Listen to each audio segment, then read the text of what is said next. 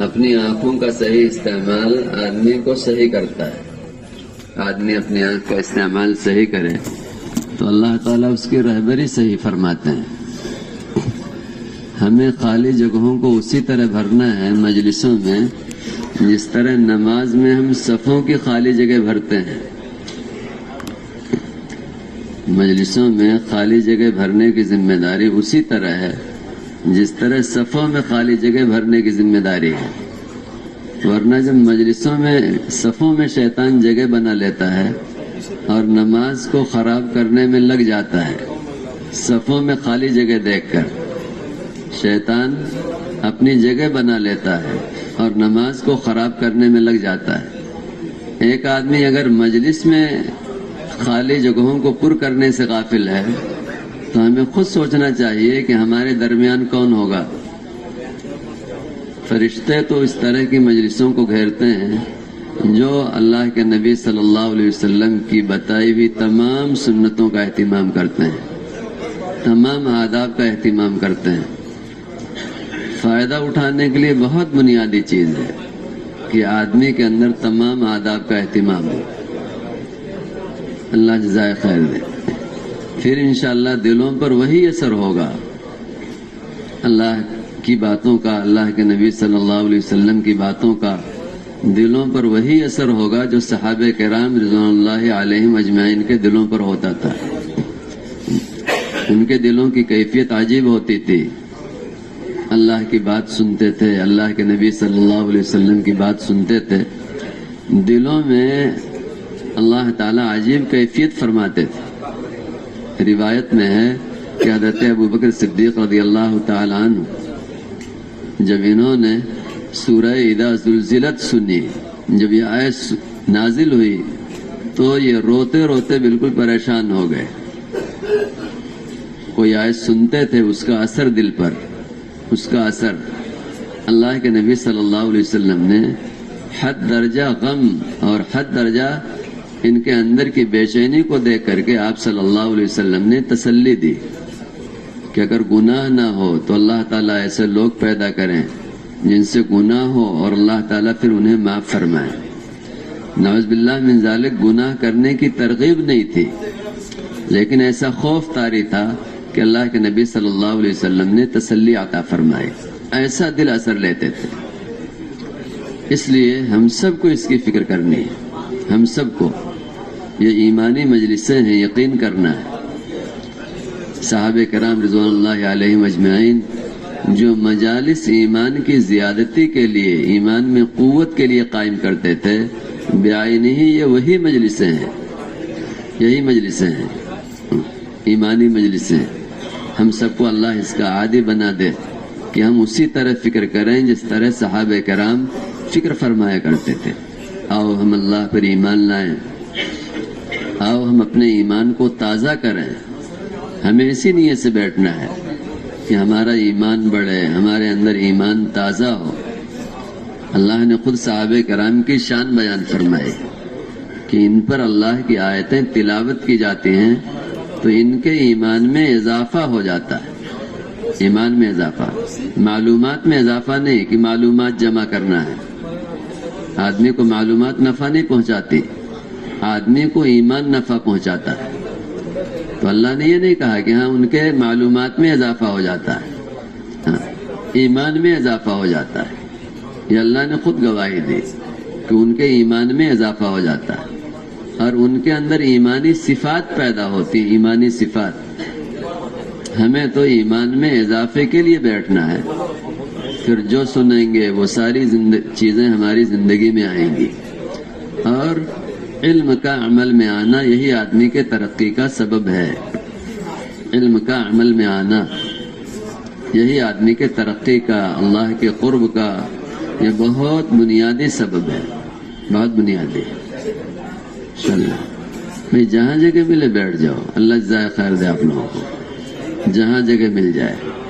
ٹھیک ہے نا؟ آگے بڑھنے کے لیے ہمیں اس کا خیال کرنا ہے کہ گردن بھی نہیں پھیلائیں گے، کسی کو تکلیف بھی نہیں دیں گے. اور آگے بڑھنے کے لیے آگے آنا چاہیے. دوڑ بھاگ کر کے آگے بڑھنا، دھکے دے کے آگے بڑھنا قطعاً مناسب نہیں ہے. قربانی دے کے آگے بڑھنا. نماز میں پہلے آئے آدمی آ کر کے تسبیح میں، تلاوت میں، دعاؤں میں مشغول ہو، آدمی قربانی دے، پھر اللہ تعالیٰ اس قربانی کو قبول فرماتے ہیں، اور قبول فرما کر کے اللہ تعالیٰ آدمی کو ایمان کی قوت بھی نصیب فرماتے ہیں اور خیر کی چابی بھی اللہ بناتے ہیں. ایسے لوگ خیر کی چابی بنتے ہیں، برائی کا تالا بنتے ہیں، اور اللہ تعالیٰ انہیں استعمال فرماتے ہیں اپنے کام میں جو قربانی دینے والے ہوتے ہیں. اس لیے ہمیں اپنا مزاج قربانیوں کا بنانا ہے. آدمی کا نفس مرتا ہے قربانی سے. انشاءاللہ یہ اللہ کا بڑا فضل ہے، اللہ کا بڑا فضل ہے کہ اللہ تعالیٰ نے ہم سب کو ایمانی مجالس کے لیے قبول فرمایا ہے. یہ اللہ کا فضل ہے.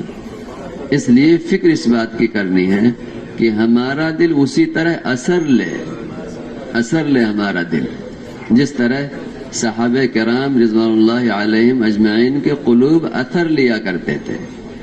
ہمیں اصل اس کی فکر اوڑھنا ہے، ہمیں اس کی فکر. دلوں پر اثر جب ہوگا تو زندگی بدل جائے گی. دلوں کا متاثر ہونا یہی زندگی کے بدلنے کا سبب بنتا ہے. صحابہ کرام مسجدوں کے ماحول میں رہتے تھے، ان کے دل بدل جاتے تھے. مسجد کا ماحول تو عجیب ہے، کافر کا دل بدل دے مسجد کا ماحول. ایک ایمان والا ایمانی مجلس میں ہو، قربانیوں کے ساتھ ہو، ادب کے ساتھ ہو، اندر کی سچی طلب کے ساتھ ہو. ایسا ہو ہی نہیں سکتا کہ مجلس سے اٹھے اور اس کا دل ایمان سے بھرا ہوا نہ ہو. ایسا نہیں ہو سکتا. اور جس کا دل ایمان سے بھر جائے ایسا نہیں ہو سکتا کہ ایمانی تقاضے اس سے رہ جائیں. ایسا بھی نہیں ہو سکتا. ہاں، ایمان سے دل کا بھرنا ایمانی تقاضوں پر آدمی کو آمادہ کرتا اندر سے. وہ ایمان تقاضا کرتا ہے. پھر لوگوں کو تقاضا کرنے کی ضرورت نہیں ہوتی کہ لوگ تقاضا کریں، ہاں بھائی ایسا کر لو ایسا کر لو. وہ ایمان خود تقاضا کرتا ہے کہ ہاں تو اپنی زندگی کو ایسا بنا لے. اس لیے ہم یقین رکھیں انشاءاللہ. میرے انتہائی محترم بزرگوں، دوستوں، عزیزوں، یہ بات ہر شخص کو ہر وقت جاننی چاہیے کہ ایمان بالغیب اصل ہے. جس چیز کی تصدیق مشاہدے کی بنیاد پر ہو اس کو ایمان نہیں کہتے. جس چیز کی تصدیق مشاہدے کی بنیاد پر ہو اس کو ایمان نہیں کہتے. اور اگر ایمان لانے کے لیے غیب کے مشاہدے کا مطالبہ کیا جائے تو غیب کے مشاہدے کا مطالبہ کرنا سب سے بڑا کفر ہے. سب سے بڑا ایمان بالغیب اتنا اصل ہے کہ اگر اس غیب کو آدمی دیکھ کر ایمان لانا چاہے تو یہ سب سے بڑا کفر ہے اور اس پر عذاب فوراً آ جاتا ہے. اس پر عذاب فوراً آ جاتا ہے. ایمان بالغیب اس کا درجہ یہ ہے کہ اگر غیب کی چیز کو ماننے کے لیے اس کو دیکھنے کا مطالبہ کیا جائے نبی سے،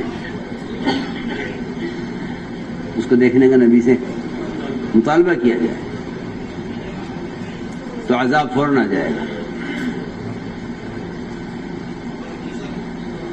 کافر کے کفر پر اتنا جلدی عذاب نہیں آتا جتنا غیب کو تسلیم کرنے کے لیے مطالبے پر عذاب آ جاتا ہے.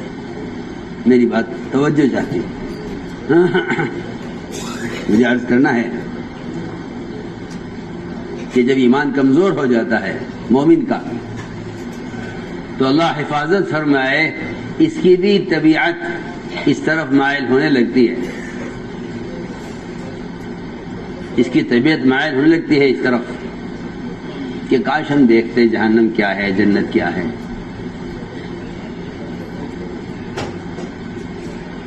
حالانکہ میں نے عرض کیا کہ ایمان بالغیب کا یہ درجہ ہے کہ اگر کافر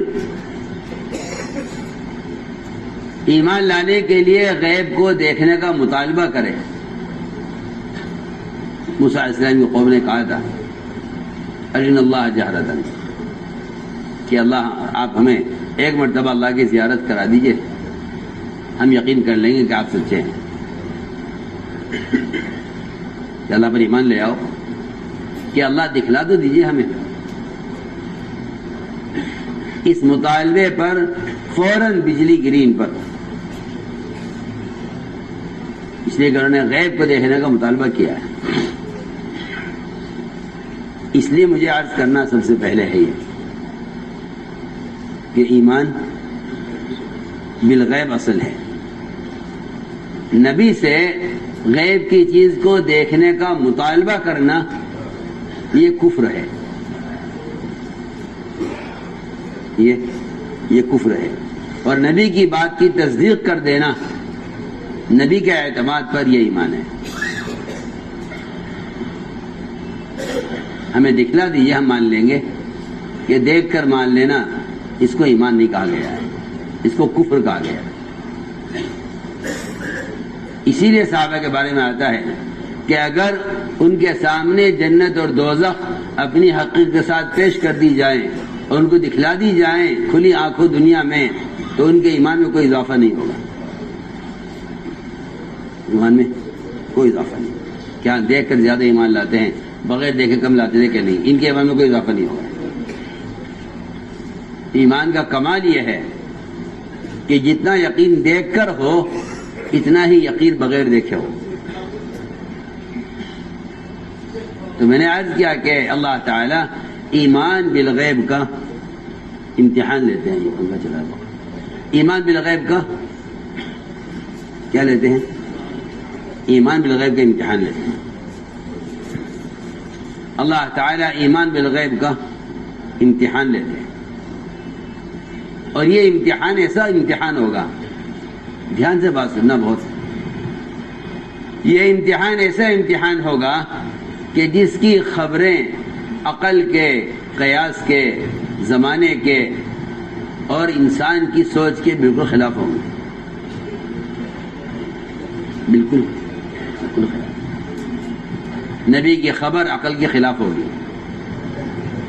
وعدہ حالات کے خلاف ہوگا، حکم حالات کے خلاف آئے گا،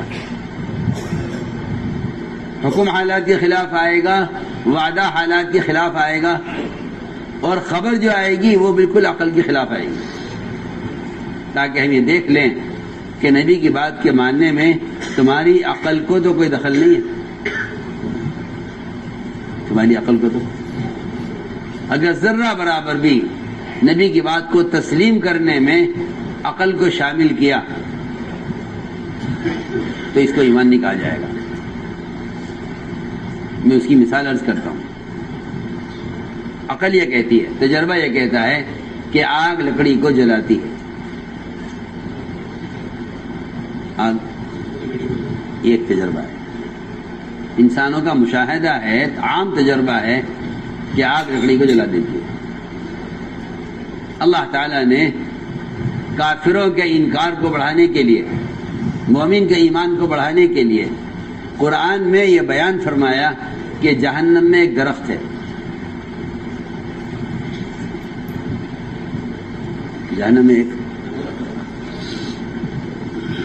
اگر اللہ تعالیٰ یہ بیان نہ کریں کہ جہنم میں درخت ہے، اللہ یہ بیان نہ کریں کہ جہنم میں درخت ہے، تو جہنم کی آگ اور اس کی تپش اور اس کی گرمی کا یقین کرنا کوئی کمال نہیں ہے.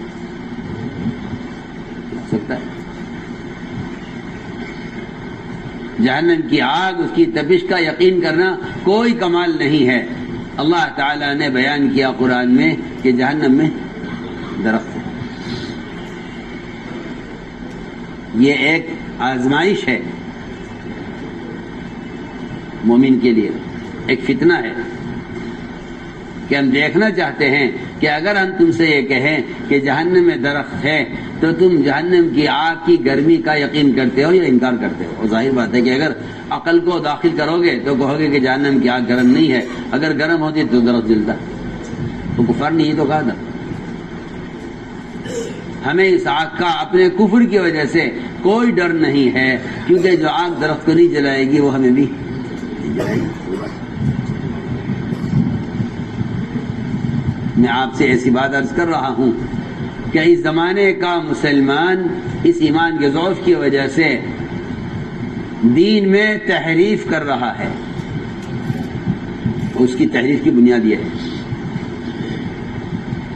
کہ جب یہ ایمان میں اور اعمال میں اور احکام شریعت میں اپنی عقل داخل کرے گا تو عقل تحریف کرائے گی، عقل تحریف کرائے گی۔ جتنی دنیا میں دین میں تحریف ہو رہی ہے، قرآن میں یا حدیث میں یا احکام شریعت میں، وہ صرف عقل کی وجہ سے ہو رہی ہے، صرف عقل۔ حضرت ہمیں یہ لکھا ہے کہ ابلیس نے جو سجدے سے انکار کیا ہے وہ سجدے سے انکار صرف اس کی اپنی عقل کی وجہ سے ہے، اس کی عقل۔ انا خیر من، یہ عقل کی بات ہے، یہ عقل کا تقاضا ہے کہ میں ان سے بہتر ہوں، یہ عقل کا تقاضا ہے کہ میں پرانا ہوں، میں ان کو سجدہ نہیں کروں گا۔ ایسا بھی لکھا ہے کہ ابلیس نے جو انکار کیا ہے اور تکبر کیا ہے وہ اس کی عقل کا تقاضا تھا۔ اس لیے شریعت میں اور ایمان بالغیب میں عقل کو کوئی دخل نہیں ہے، اور عقل کو دخل ہو بھی کیسے سکتا ہے؟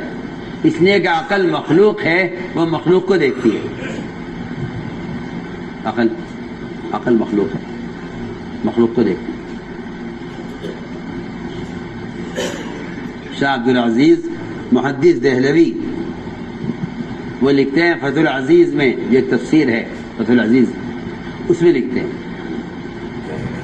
ما انت بنعمت ربک بکاہن ولا مجنون، کہ محمد صلی اللہ علیہ وسلم کی لائی ہوئی خبریں اور آپ اپنی بات میں نعوذ باللہ نہ دیوانے ہیں نہ کاہن ہیں، بلکہ آپ صلی اللہ علیہ وسلم اتنے کامل العقل ہیں کہ روایت میں آتا ہے کہ اللہ تعالی نے عقل کو پیدا کیا اور عقل کے 99 حصے کیے، 100 حصے کیے، بلکہ 100 حصے کیے عقل کے۔ ایک حصہ عقل کا اللہ تعالی نے ساری مخلوق پر تقسیم کیا ہے، ایک حصہ عقل کا ساری مخلوق، ساری دنیا کے علماء، ساری دنیا کے وزراء، ساری دنیا کے سائنسداں، ساری دنیا کے سیاستداں، ساری دنیا کے ڈاکٹر، انجینئر، جن کو آپ کہتے ہیں کہ یہ عقل والے ہیں،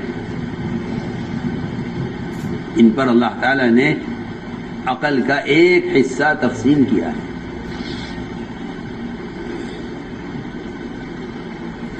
ان پر عقل کا ایک حصہ، کسی کی فقاہت، کسی کی جو ہے سمجھداری، جس کے بعد جتنی بھی ہو، ان سب کے حصے میں کتنی عقل آئی ہوگی جب 100واں حصہ ساری مخلوق پر تقسیم ہوا۔ اس پر فیصلہ کرو۔ اگر کوئی نبی کی خبر یا نبی کے حکم کو دیکھ کر سن کر یہ کہے کہ یہ بات سمجھ نہیں آ رہی ہے، تو اس سے پوچھو کہ 100واں حصہ ساری مخلوق پر تقسیم ہو کر تیرے حصے میں عقل کا کون سا ذرہ آیا ہوگا کہ تو اس ذات کی بات کو میں شک کر رہا ہے جس کو عقل کے 99 حصے دیے گئے۔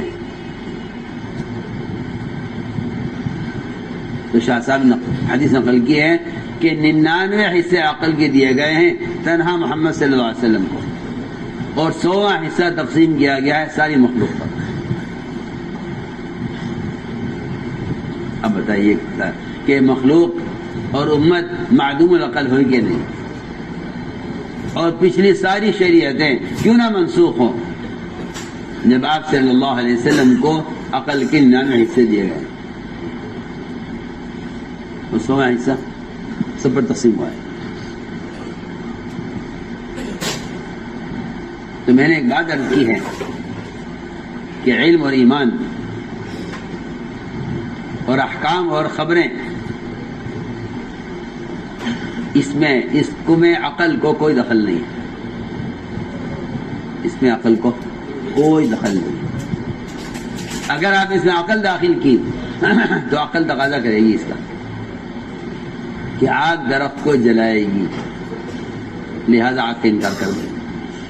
صرف بہت آسان بات کہہ رہا ہوں، جہنم کی آگ کا یا اس کی گرمی کا انکار کر دینا آسان ہے ان لوگوں کے لیے جو اس کی بات کو، جس بات کو عقل کی بنیاد پر سوچے۔ عقل تقاضا کرے گی کہ آگ درخت کو نہیں جلاتی، لہذا آگ کا انکار کرو یا اس کی تپش کا انکار کرو۔ تو میں نے عرض کیا کہ اللہ تعالی ایمان بالغیب کو جانچنے کے لیے نبی کی زبان پر ایسی بات جاری کرتے ہیں یا نبی کی ذات سے ایسا کام کراتے ہیں کہ جس سے کفر و ایمان چھٹ کر الگ الگ ہو جاتا ہے۔ کفر و ایمان چھٹ کر الگ الگ کفر و ایمان چھٹ کر الگ الگ ہو جاتا ہے۔ یہ جو غیب کے تذکروں کا حکم دیا گیا ہے کہ غیب کے تذکرے زیادہ کیا کرو، ایسا نہ ہو کہ مشاہدات و تجربات کا یقین غالب آ جائے غیب کی خبروں پر۔ اگر یہ غالب آ گیا غیب کی خبروں پر تو آدمی جنت دوزخ کے انکار تک پہنچ جائے گا۔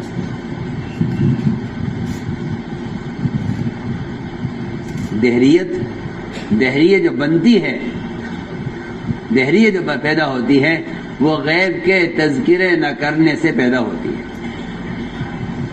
دہریت، یہ جب آدمی غیب کے تذکرے نہیں کرتا تو پھر مشاہدات کے اور تجربات کے تذکرے اس کو دہریت تک پہنچا دیتے ہیں۔ اور اس کا آسان مطلب یہ ہے کہ جب آدمی غیب کے تذکرے نہیں کرے گا تو پھر اس کی عقل یہ کہے گی کہ کائنات کا نظام کائنات سے چل رہا ہے، بس اسی کو دہریت کہتے ہیں۔ اللہ مجھے معاف فرمائے، اسی کو سائنس کہتے ہیں۔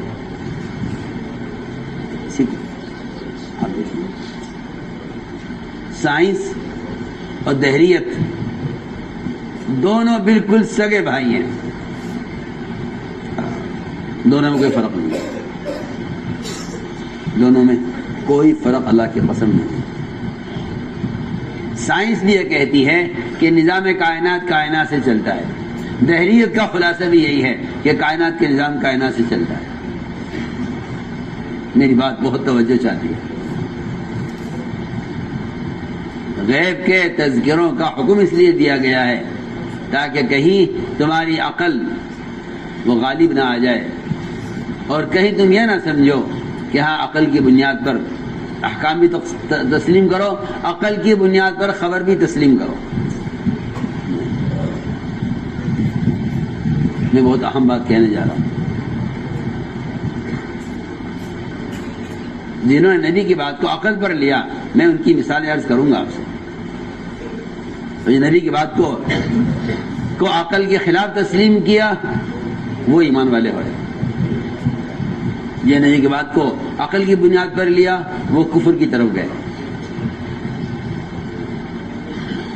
میں کچھ کہنا چاہتا ہوں کہ سائنس شرک سکھلاتی ہے، آپ کو میری بات پر یقین نہیں آئے گا۔ سائنس شرک سکھلاتی ہے اور دہریت سکھلاتی ہے، کیونکہ سائنس کا خلاصہ ہے کہ کائنات کا نظام کائنات سے چل رہا ہے۔ کائنات کا نظام پکی بات، ایک پتا اگر درخت سے گرتا ہے، سائنس یہ کہتی ہے کہ یہ جب گرے گا پتا جب یہ سوکھ جائے گا، جب تک یہ تر ہے یہ ٹوٹے گا نہیں۔ یہ میرا اور آپ کا مشاہدہ ہے۔ میری بات بے انتہا توجہ چاہتی ہے، میرا آپ کا مشاہدہ ہے۔ اور آپ غور کر لیجئے، درخت کا تر حصہ نیچے کا رہتا ہے، اوپر کا حصہ پہلے سوکھ جاتا ہے، اس لیے کہ تری نیچے سے جاتی ہے۔ اور آپ دیکھیں گے بعض درختوں کو پتجھڑ کے زمانے میں جب پتے جھڑتے ہیں درخت سے تو نیچے سے لے کر اوپر تک پورا درخت ننگا ہو جاتا ہے پتوں سے، اور چوٹی پر ایک پتہ لٹکا رہ جاتا ہے۔ نہیں، بات پہ انتہا توجہ چاہیے۔ آپ کا تجربہ یہ کہتا ہے کہ درخت کا پتہ جب گرے گا جب یہ سوکھ جائے گا، حالانکہ ہوا کی تیزی بھی اوپر زیادہ ہے، خشکی بھی اوپر زیادہ ہے، نیچے ہوا بھی نہیں ہے اور نیچے تری بھی ہے۔ ہم یہ عرض کرنا چاہتے ہیں کہ عقل کا تقاضا یہ ہے کہ اس پتے کو گرنا چاہیے تھا، نہیں گرا۔ ایمان کا تقاضا یہ ہے جتنا انتظار ساری کائنات کو ختم کرنے میں، سور پھونکنے میں اسرافیل کو اللہ کے امر کا انتظار ہے، خدا کی قسم اتنا ہی اس پتے کو گرنے میں اللہ کے امر کا انتظار ہے۔ اگر آپ فرق کرتے ہیں تو آپ کے ایمان میں فرق ہے۔ آپ بول کیجیے میں کیا کہہ رہا ہوں۔ جتنا انتظار اسرافیل کو ساری زمین آسمان کے ٹوٹ جانے اور سارے پہاڑوں کے اڑ جانے اور سارے نظام کے ٹوٹنے کا کے لیے سور پھونکنے میں جتنا انتظار اسرافیل کو اللہ کے امر کا ہے، اللہ کی قسم اتنا ہی انتظار اس پتے کو گرنے میں اللہ کے امر کا ہے۔ آپ سوچیے، آپ کہتے ہیں نہیں؟ آگے چلیے، زلزلے آتے ہیں، آپ جا کے سائنسدانوں سے پوچھئے زلزلے کیوں آتے ہیں، وہ آپ کو جھوٹی کہانیاں سنائیں گے۔ کسی کالج میں نہیں پڑھایا جاتا کہ زلزلے زنا سے آتے ہیں۔ زلزلے، زمین بچھائی گئی ہے سجدے کے لیے، زمین پھیلائی گئی ہے سجدے کے لیے، بیت اللہ کے درمیان سے پانی کا بلبلہ اٹھا اور یہاں سے اللہ نے زمین کو پھیلایا ہے۔ جو ساری دنیا کے سجدہ کرنے کا رخ بیت اللہ ہے، وہیں سے زمین کے بننے کی ابتدا ہوئی ہے۔ اس لیے کائنات کے کسی حصے کی زمین ہو، اس زمین کا سب سے پہلے وجود اللہ کو سجدہ کرنے کے لیے ہے۔ جب اس پر زنا ہوتا ہے تو زمین کانپ اٹھتی ہے۔ آپ پوچھے سائنسدانوں سے زلزلے کیوں آتے ہیں، وہ آپ کو سکھلائیں گے، پڑھائیں گے۔ کسی کالج میں نہیں پڑھایا جاتا کہ زنا سے زلزلے آتے ہیں، کہ نہیں پڑھایا جاتا۔ ہم مثال عرض کر رہے ہیں کہ کائنات کا نظام کائنات سے چل رہا ہے، اس کو دہریت کہتے ہیں۔ ایگو خیال ہے کہ نہیں، اللہ نعوذ باللہ بنا کر فارغ ہو گئے ہیں۔ اب کائنات میں جو تغیر ہوگا وہ کائنات کی کسی دوسری شکل سے ہوگا۔ یہ ہے شکلوں کو سامنے رکھ کر اور عقل کو سامنے رکھ کر چلنے والے۔ یہ میں عرض کرنا چاہتا ہوں۔ ایمان بالغیب وہ اس کے بالکل خلاف ہے۔ میں مثال عرض کرتا ہوں، آپ کی عقل یہ کہتی ہے کہ اتنے گھنٹے کی اتنی مسافت اتنے گھنٹے میں پوری ہوگی، اتنی مسافت اتنے دن میں پوری ہوگی۔ اللہ نے قرآن میں سفر معراج کو اور جہنم کے درخت کو دونوں کو ساتھ بیان کیا ہے۔ کیا ہم ان کو آزما کر دیکھنا چاہتے ہیں کہ ان کو نبی کی بات پر کتنا یقین ہے؟ آپ نے فرمایا کہ رات میرا سفر ہوا ہے یہاں سے بیت المقدس، بیت اللہ سے بیت المقدس، اور وہاں سے آسمانوں کا سفر ہوا ہے، وہاں سے آسمانوں کا سفر ہوا۔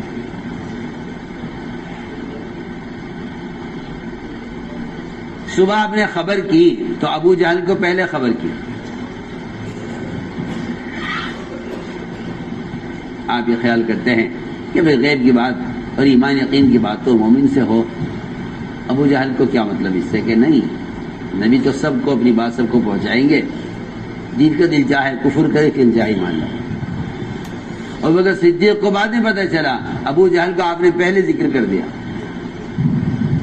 ایک ہی بات ہے، ایک ہی بات ہے، جو مومن کے ایمان کو بڑھائے گی کافر کے کفر کو بڑھائے گی، منافق کے نفاق کو بڑھائے گی۔ جس طرح ایک ہی پانی سے کانٹے بھی اگتے ہیں اور پھول اور پھل بھی اگتے ہیں، اسی طرح نبی کی ایک خبر سے ادھر کافر کا کفر بڑھے گا، ادھر منافق کا نفاق بڑھے گا، ادھر مومن کا ایمان بڑھے گا، تینوں کے لیے ایک ہی بات۔ آپ بولتے ہیں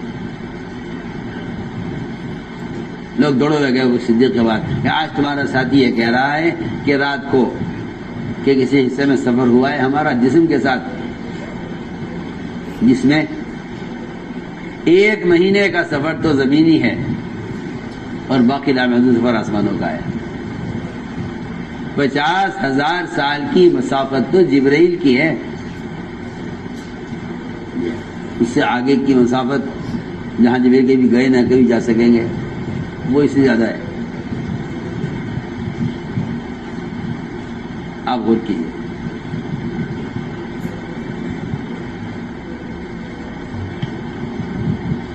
ابو بکر صدیق رضی اللہ عنہ کا فرمایا کہ بالکل بات سچی ہے، ہم مانتے ہیں اس کو، اور ہمارے لیے اس بات کا ماننا کوئی کمال نہیں ہے۔ یہ نہیں کہ بھائی ہمارا ایمان کا کمال کا مانتے ہیں، کیونکہ یہ تو معمولی بات ہے، اس کا کوئی انکار کرنے کا۔ لیکن آپ کی اس خبر پر کمزور ایمان والے مرتد ہو گئے کہ بھائی ہم اس بات کو نہیں مان سکتے، اور وجہ اس کی یہ ہے کہ 1 مہینے کی مسافت تو زمینی ہے، اور یہ کہتے ہیں کہ ایک ہی رات میں پورا سفر بھی ہو گیا اور واپسی بھی ہو گئی صبح سے پہلے۔ اور کفار نے یہ کہا کہ اچھا اگر ایسی بات ہے تو بتائیے ہمارا تجارتی قافلہ جا رہا ہے ملک شام، روانہ کیا گیا ہے میلاد کا راستے میں، اگر آپ سچے ہیں تو بتائیں گے۔ نبی سے دلیل طلب کرنا کفر ہے، نبی سے کفر ہے، نبی سے دلیل طلب کرنا کفر ہے اور ایمان کے بالکل منافی ہے، ایمان کی بالکل منافی ہے۔ نبی سے دلیل طلب کرنا کفر ہے اور یہ ایمان کے بالکل خلاف ہے۔ چنانچہ کفار نے آپ سے کہا کہ اچھا اگر ایسی بات ہے کہ آپ کی بات میں سچے ہیں تو بتائیے ہمارا تجارتی قافلہ کہاں ہے۔ اللہ کی شان، اللہ تعالی نے پورا ان کافروں کا تجارتی قافلہ آپ کے سامنے پیش کر دیا۔ آپ نے فرمایا تمہارا قافلہ اس وقت فلاں جگہ سے گزر رہا ہے، اس میں اتنے رنگ کے اتنے اونٹ ہیں، اس رنگ کے اتنے اونٹ ہیں، اس رنگ کے اتنے اونٹ ہیں، اور وہ جو سامان بندھا ہوا رکھا ہوا ہے وہ سامان کی ساری فہرست اور لسٹ آپ نے بیان کر دی۔ پوچھے جاتے ہو تو ہم بتائیں گے تمہیں، ہم بتائیں گے تمہیں۔ کفار حیران ہو گئے اور کہنے لگے کہ اس کے پاس صرف جادو اور سحر ہے، اس کے علاوہ کچھ نہیں۔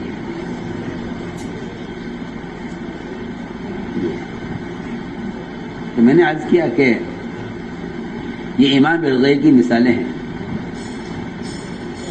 کہ اللہ تعالیٰ نبی کی زبان پر ایسی بات جاری کرائیں گے چھٹائی کرنے کے لیے کہ کون ایمان لاتا ہے کون نہیں لاتا،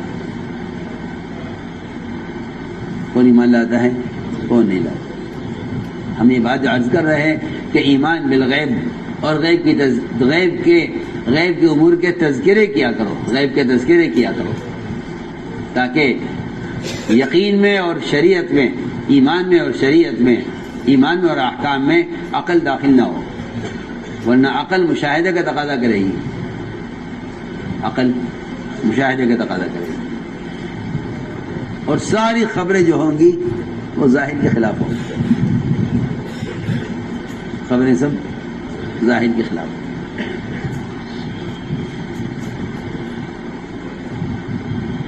آگے چلیے، آپ صلی اللہ علیہ وسلم تنہا ایک ایک آنے والے قبیلے پر آپ کو پیش کر رہے ہیں۔ کوئی مجھے ساتھ لے جائے، کوئی مجھے ٹھکانہ دے دے، کوئی میری بات سن لے، کوئی مجھے بات کہنے کا موقع دے دے، کوئی تیار نہیں۔ پیچھے پیچھے ابو لہب آپ کو جھوٹا کہتا ہوا چل رہا ہے۔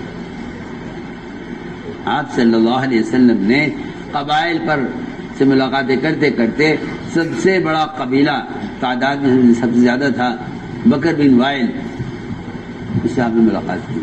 میں اے بکر بن وائل تو مجھے اپنے ساتھ لے چلو، تو مجھے پناہ دے دو. انہوں نے کہا کہ نہیں جی آپ کو ہم نہیں لے جا سکتے، اس لیے کہ ہم فارس کے ماتحت ہیں اور فارس بڑا ظالم بادشاہ ہے. اگر اسے پتہ چلا کہ ہم نے آپ کو ٹھکانہ دیا ہے، آپ کی مدد کی ہے، تو وہ ہمارا یہ گناہ معاف نہیں کرے گا اور ہمارا عذر قبول نہیں کرے گا. ہمیں فارس کا خوف ہے. آپ نے فرمایا اے بکر بن وائل میں تم سے اس وقت کہتا ہوں، آپ دیکھیے میں تم سے اس وقت کہتا ہوں، میں اس وقت تم سے کہتا ہوں کہ اگر تم 33 مرتبہ سبحان اللہ، 33 مرتبہ الحمدللہ، 34 مرتبہ اللہ اکبر اس وقت کہہ لو تو میں تمہیں یقین دلاتا ہوں کہ فارس کی بیویاں تمہارے بستر پر ہوں گی.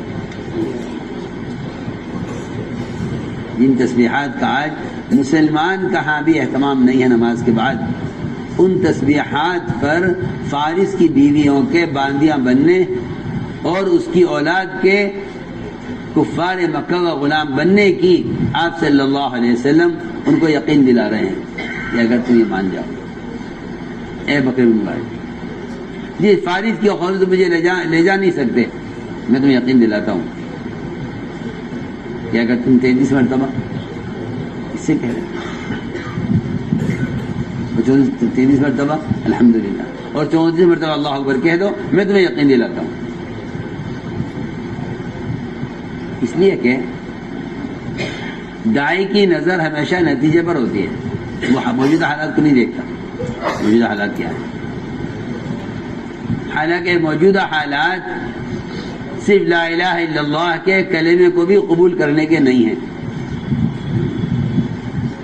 اور آپ صلی اللہ علیہ وسلم ان تسبیحات پر بکر بن وائل کے سے کہہ رہے ہیں کہ فارس کا تمہیں خوف ہے، اگر تمہیں تسبیحات کہہ لو تو فارس کی بیویاں تمہارے بستروں پر اور ان کی اولاد تمہارے غلام ہوگی. اگلا موقع آیا کہ آپ صلی اللہ علیہ وسلم کو مکہ مکرمہ چھوڑنے پر کفار نے مجبور کر دیا. جو رات نعوذ باللہ آپ صلی اللہ علیہ وسلم کے قتل کے پکے پختہ ارادے کی تھی، اللہ نے حکم دیا آپ نکل جائیے، آپ یہاں سے نکلے. اور سراقہ بن مالک نے آپ کو پیچھا کیا کیونکہ اعلان ہو گیا تھا کفار میں کہ جو آپ کو نعوذ باللہ زندہ یا مردہ کسی طرح پکڑ لائے اس کے لیے 100 اونٹ کا انعام ہوگا. لوگوں کو انعام کی بھی طلب تھی، نعوذ باللہ آپ سے دشمنی بھی تھی، نکلے تلاش میں سب. اللہ چاہتے سب کو اندھا کر دیتے، اللہ چاہتے تو آپ کو کوئی نظر نہ آتا یا آپ کسی کو نظر نہ آتے، لیکن اللہ تعالیٰ کو دکھانا ہے کہ ہم غیبی مدد کا کمال بشریت کے ساتھ دکھانا چاہتے ہیں. بشریت کا نصرت کا کمال بشریت کے ساتھ ہے، نصرت کا کمال بشریت کے ساتھ ہے، ورنہ آپ کو اللہ غائب کر دیتے. یعنی اللہ اگر آپ کو غائب کر دیتے اور کفار آپ کو نہ دیکھتے تو مدد کا کمال تو نہیں تھا نا. مدد کا کمال تو جب ہے جب دشمن آپ کے سامنے ہے. سراقہ آپ کے قریب پہنچ گیا، آپ کے سراقہ کے درمیان چند ہاتھ کا فاصلہ تھا. آپ نے اس سعودیہ کا فرمایا سراقہ میں جو دین لے کر آیا ہوں اگر تم یہ اختیار کر لو، میں تم سے آج کہتا ہوں کہ کسرا ابن ہرمز کے ہاتھوں میں پہننے والے وہ کنگن جس کو کوئی ہاتھ نہیں لگا سکتا، جس کو ہر ایک دیکھ بھی نہیں سکتا جا کر، وہ کسرا کے کنگن سراقہ تمہارے ہاتھوں میں ہوں گے. اور آپ دیکھیے ایک آدمی کس قصبہ پرسی میں مکہ مکرمہ سے چھپ کر نکل رہا ہے رات میں اور خائف ہیں آپ، لیکن یقین اور نظر نتیجے پر ہے. سراقہ سے آپ کہہ رہے ہیں کہ سراقہ اگر تم رہ گئے تو تم دیکھو گے کہ کسرا کے کنگن تمہارے ہاتھوں میں ہوں گے۔ عمر رضی اللہ عنہ کے سامنے جب صندوق لا کر رکھا گیا جس میں کسرا کے زیورات تھے، اس کے بدن میں استعمال کرنے کا سامان تھا، اس کا قلعہ فتح ہوا اور وہاں سے وہ اس کا خاص صندوق لا کر تمہارے کے سامنے رکھا گیا، اسے کھولا، عمر نے سامنے سراقہ بن مالک بیٹھے ہوئے تھے عمر کے سامنے، عمر رضی اللہ عنہ نے وہ کنگن سونے کے لڑکائے ان کی طرف وہیں پھینکے کہ لو سراقہ، آج آپ صلی اللہ علیہ وسلم کا وہ وعدہ بھی پورا ہو جائے جو اس دن کیا گیا تھا تم سے جب تم آپ صلی اللہ علیہ وسلم کو قتل کرنے کے واسطے قریب پہنچ چکے تھے، اور آپ نے وعدہ تم سے کیا تھا، آج وہ وعدہ ہمارے ذریعے پورا ہو رہا ہے۔ مجھے تو عرض کرنا ہے کہ یہ ہے ایمان بالغیب کی مثال ہے، یہ ہے ایمان بالغیب کی مثال کہ نبی جو خبر دیں اس خبر کو نبی کے اعتماد پر یقینی ماننا، خبر کو کہ نبی کے اعتماد پر خبر کو یقینی ماننا، یہ ہے ایمان بالغیب۔ اس لیے علماء نے لکھا ہے نیچے کی تصدیق مشاہدے کی بنیاد پر اس کو ایمان نہیں کہتے۔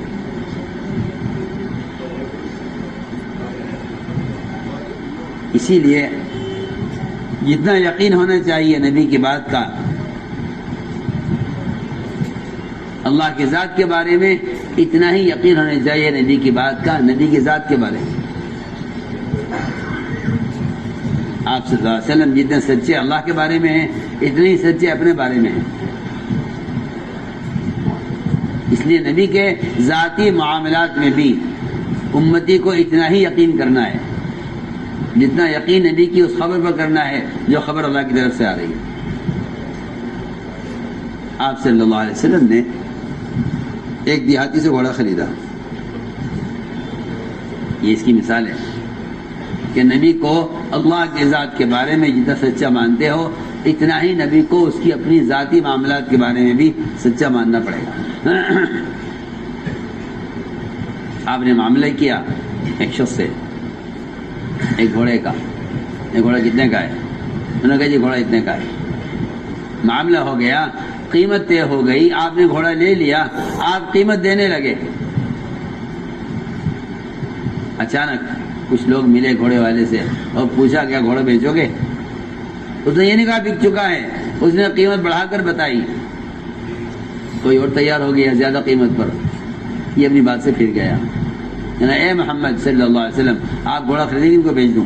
فرمایا گھوڑا میں تم سے لے چکا ہوں۔ اس نے کہا واللہ ما بعتکہ، میں نے آپ کو نہیں بیچا، میرا آپ کا معاملہ ابھی نہیں ہوا۔ فرمایا معاملہ ہو چکا ہے، میں تم سے خرید چکا ہوں۔ اس نے کہا نہیں بکا، آپ اگر ایسا ہے تو گواہ لائیے، گواہ کوئی تھا نہیں۔ اسے یہ بات معلوم تھی کہ یہ گواہ کوئی ہے نہیں اور میرا گواہ کا مطالبہ ہے، یہ گواہ پیش نہیں کر سکیں گے، لہذا میرا گھوڑا بچ جائے گا۔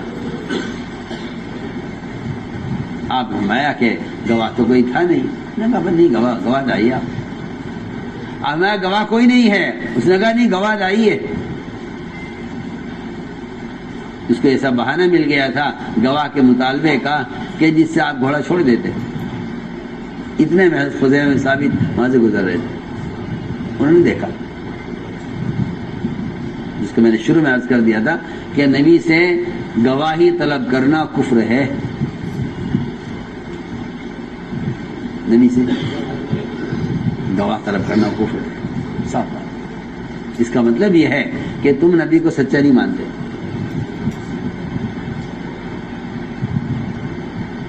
کفر ہے نبی سے گواہی طلب کرنا۔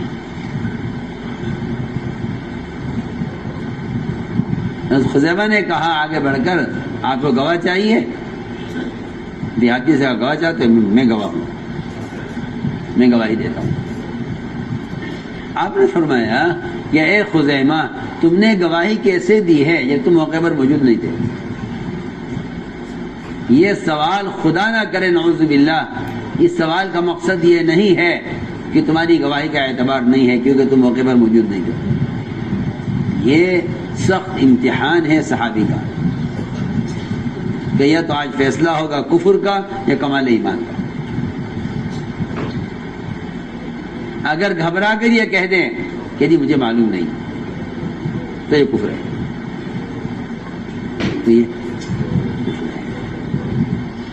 اگر یہ کہہ دے گھبرا کر جی مجھے معلوم نہیں، آپ نے لیا یا نہیں لیا مجھے پتا نہیں۔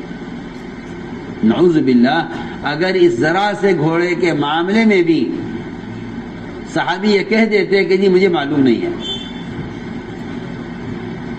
اب سوچئے نا،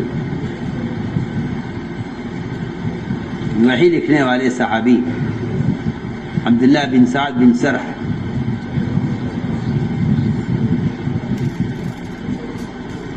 انہوں نے ایک آیت کے بارے میں اتنا کہہ دیا صرف کہ یہ تو میں کہہ رہا ہوں،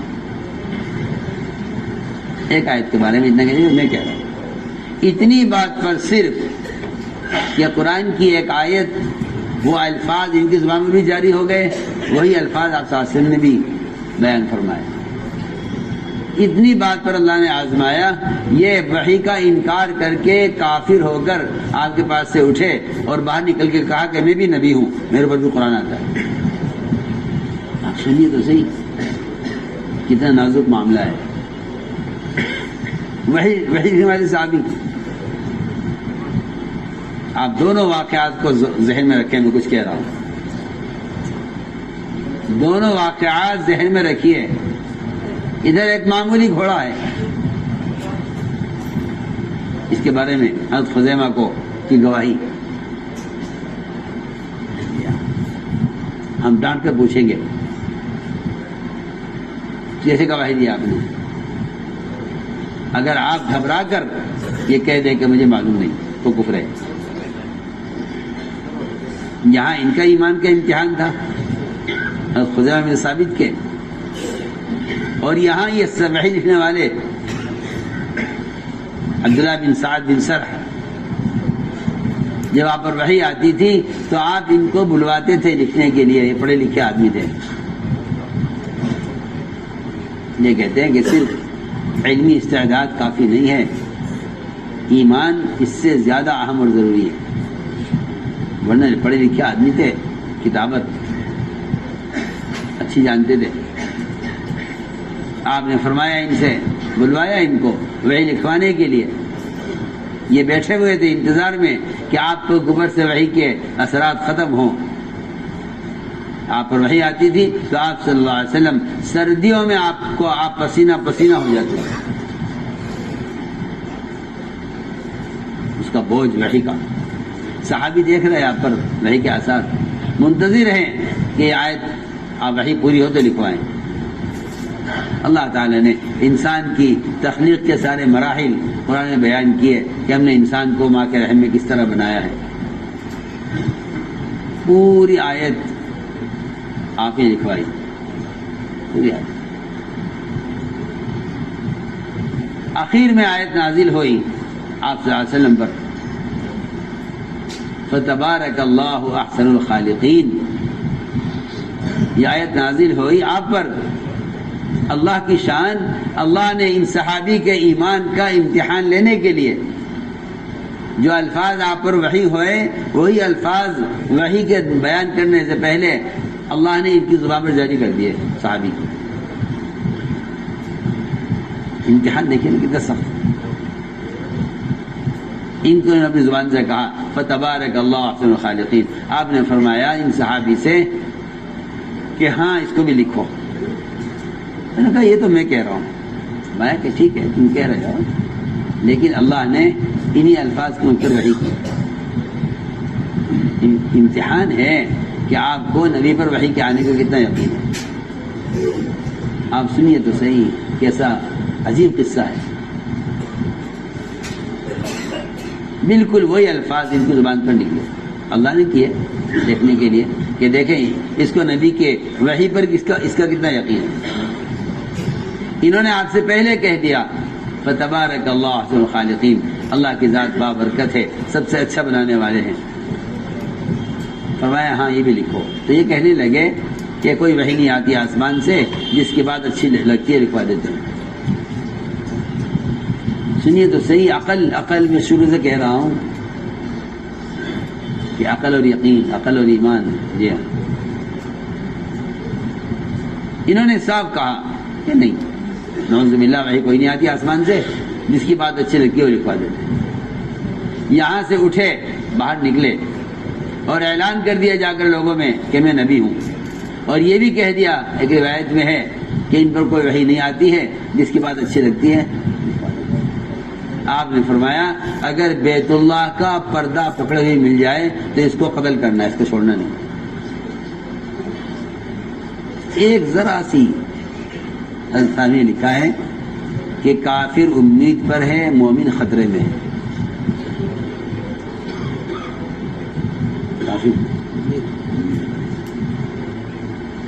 کافر امید پر ہے۔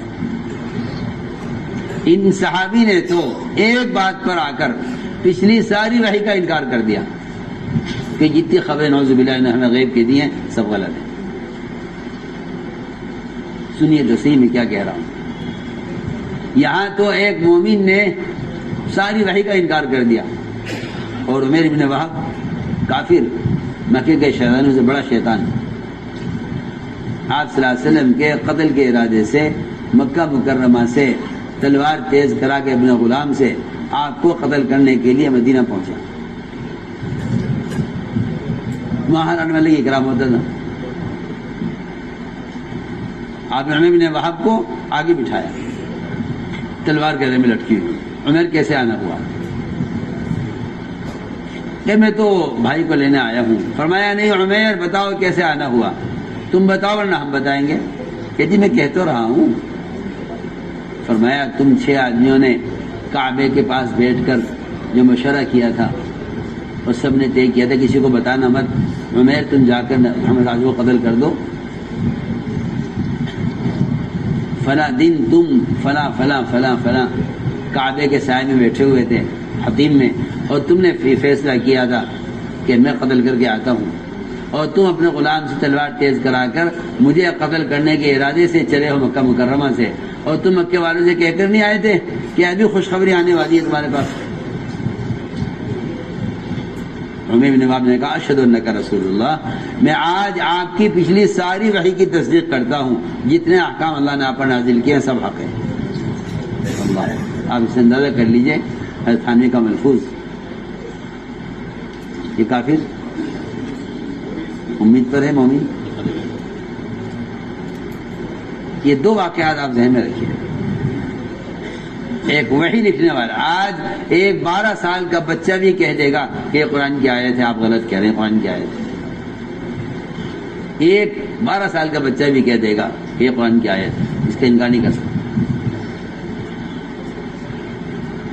اس صحابی کو کتنا یقین ہوگا وحی پر جو آپ کے سامنے بیٹھ کر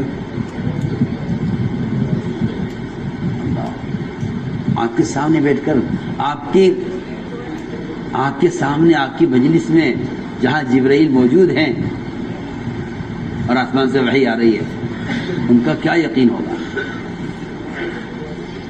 لیکن وہی بات جو شروع سے کہہ رہا ہوں کہ ادھر عقل ادھر ایمان۔ اگر کہہ دیتے کہ نہیں تھی آپ ایمان، وحی تو آپ ہی پر آ سکتی ہے، اگر میری زبان سے کوئی بات جاری ہو رہی ہے تو ہونے دو، وحی تو آپ پر آتی ہے، اگر نہیں مجھ پر وحی آتی ہے۔ تو میں نے عرض کیا کہ یہ ہیں مثالیں میرا عزیز دوستوں ایمان بالغیب کی۔ تو وہاں ایک معمولی گھوڑا تھا کہ اس گھوڑے کے بارے میں بھی ہم دیکھیں گے تمہارا ایمان کیسا ہے۔ اگر کہہ دو کہ جی مجھے معلوم نہیں آپ نے خریدا یا نہیں خریدا، میں موقع پر موجود نہیں تھا، تو کفر ہے۔ اور اگر خزیمہ کی طرح اللہ اکبر کہنے لگے میں کیسے گواہی نہ دوں، فرمایا تم ٹھہنی کیسے گواہی دے رہے ہو؟ عرض کیا میں تو وہاں بھی نہیں تھا جہاں آپ نے ہمیں جہنم کی خبر دی ہے، میں تو وہاں بھی نہیں تھا جہاں جنت کی خبر دی ہے، میں تو وہاں بھی نہیں تھا جہاں عرش و کرسی کی خبر دی ہے، میں تو وہاں بھی نہیں تھا جہاں آپ اللہ کو دیکھ کر آئے ہیں۔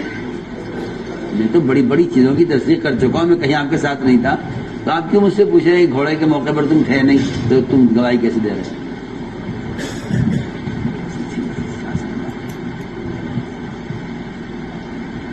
آپ نے فرمایا آج کے بعد خزیمہ جس بات کے بارے میں گواہی دے، ان کی تنہا کی گواہی 2 کے برابر ہے۔ یہ سچے ہیں بالکل، ہم نے آزمایا ہے ان کو، ہم نے ان کو آزمایا ہے۔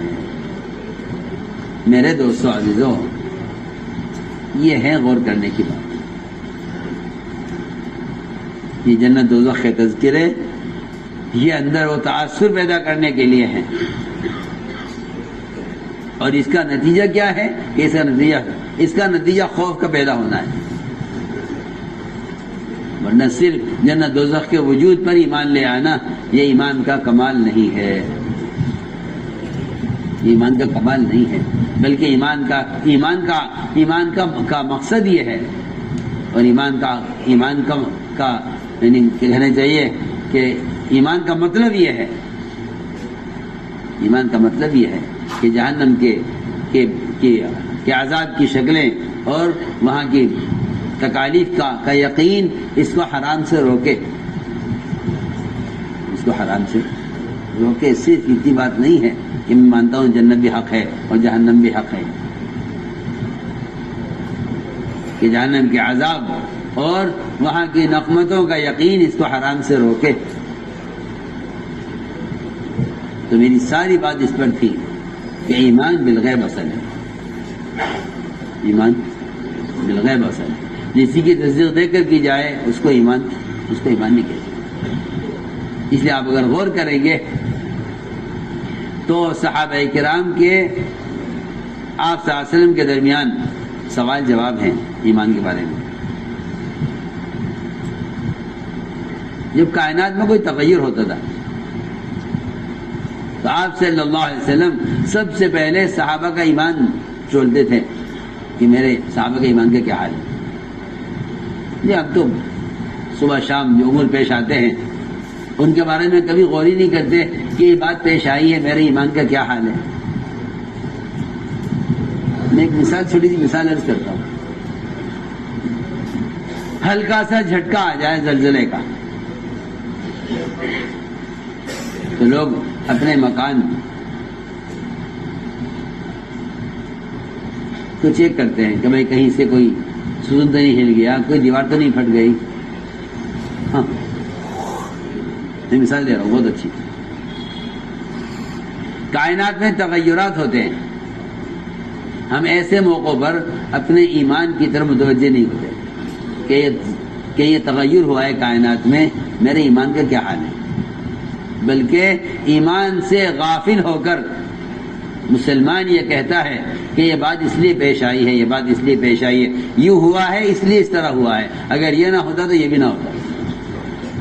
اس کو دہریت کہتے ہیں، اس کو دہریت کہتے ہیں۔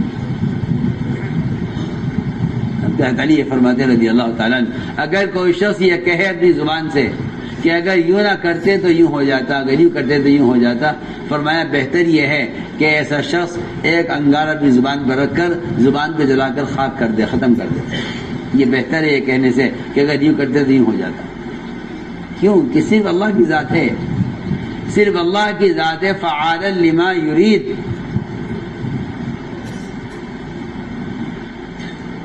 انا اريد وانت تريد والله يفعل ما يريد،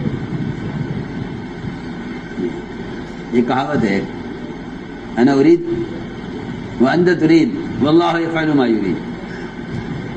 جی میں یہ چاہتا ہوں، آپ یہ چاہتے ہیں، حکومت یہ چاہتی ہے، تاجر یہ چاہتے ہیں، نہیں، ان سب کا ایک جواب ہے کہ اللہ تعالیٰ جو چاہتے ہیں وہ کرتے ہیں، اللہ جو چاہتے ہیں وہ کرتے ہیں۔ تو میں نے عرض کیا ہے جب کائنات میں کوئی تغیر ہوتا تھا تو آپ صلی اللہ علیہ وسلم اپنے صحابہ کے ایمان کو ٹٹولتے تھے کہ ان کے ایمان کا کیا حال ہے۔ حدیبیہ کی رات میں بارش ہوئی، آپ نے فرمایا یہ بارش ہوئی ہے رات، تم میں سے بعض کافر ہو جائیں گے، بعض مومن۔ صحابہ گھبرا گئے، ہم کیسے کافر ہو جائیں گے؟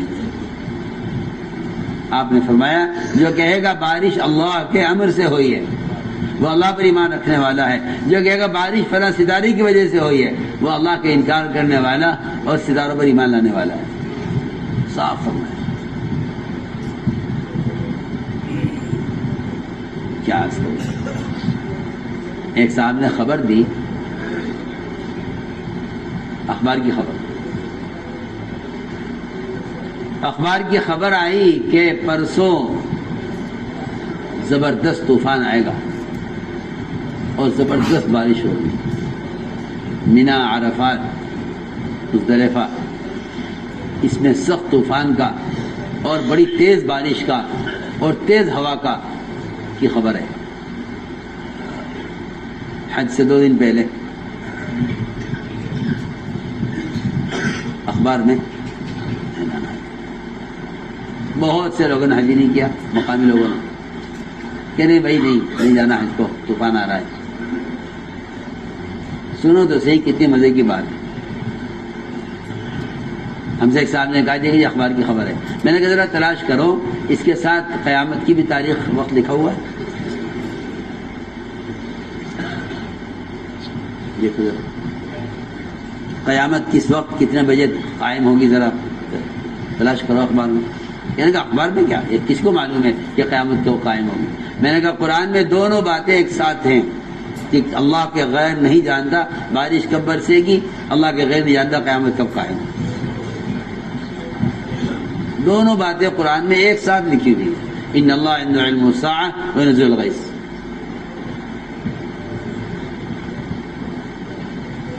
اگر آپ کو اخبار میں یہ لکھا ہوا نظر آ رہا ہے کہ کل کے پرسوں بارش ہوگی، اگر آپ اس کا اقرار کرتے ہیں تو آپ اس کا بھی اقرار کریں کہ معلوم ہے قیامت کب قائم ہوگی۔ اور اگر آپ قیامت کا انکار کرتے ہیں کہ الیہ یرجع علم الساعة، کہ اللہ کا غیب نہیں جانتا قیامت کب قائم ہوگی، تو اللہ کے غیب نہیں جانتا کہ بارش کب برسے گی۔ قرآن نے دونوں کو ایک ساتھ اکٹھا جمع کیا ہے۔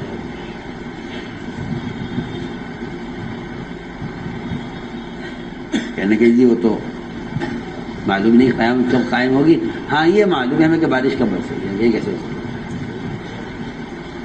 اگر تم قیامت کے قائم ہونے کا دعویٰ نہیں کر سکتے، اس میں تم جھوٹے کہلاؤ گے، تو تم بارش کے برسنے کا بھی دعویٰ نہیں، جھوٹے کہلاؤ گے۔ جی وہ تو اخبار کی خبر ہے، تو اخبار کی خبر ہے ہوا کریں، اس لیے کہ اگر آپ کا گمان یہ ہے کہ بارش ہوگی طوفان آئے گا تو آئے گا، اور اگر آپ کا گمان اس خبر کے بعد یہ ہے کہ نہیں اللہ چاہے گا تو نہیں آئے گا۔ اللہ کی شان، پورا حج نمٹ گیا، حاجی گھروں کو واپس چلے گئے، ایک قطرہ بارش کا، ایک جھونکا ہوا کا نہیں آیا۔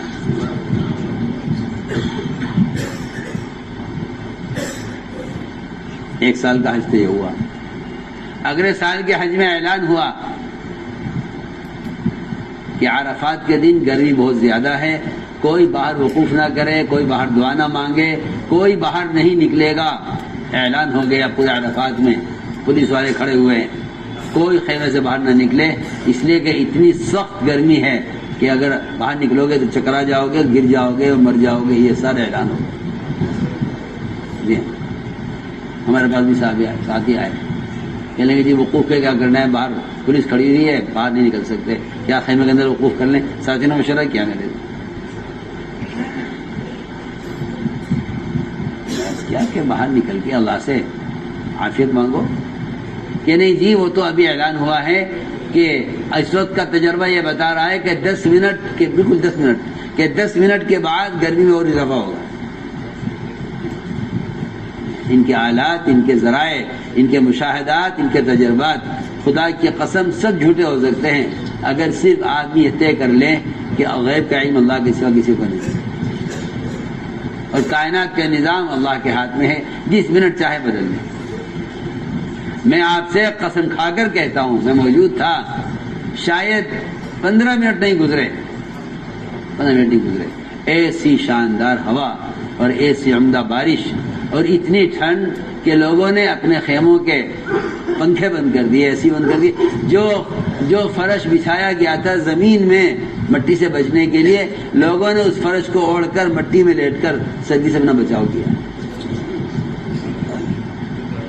ہم سب فرماتے تھے اگر تم اللہ کی ذات پر یقین کرو تو اللہ ان کو اپنی دعوت میں جھوٹا کر کے دکھلائے، اور اگر تم ان کی بات کا یقین کرو تو پھر تم اللہ کی ذات سے فائدہ نہیں اٹھا سکتے، اس لیے کہ اللہ کی ذات عالی سے فائدہ اٹھانے کے لیے کائنات کی شکل کا انکار شرط ہے، اس کا محفوظ ہے۔ یہ استفادہ قدرت کے لیے استفادہ قدرت کے لیے کائنات کا یقین نکلنا شرط ہے.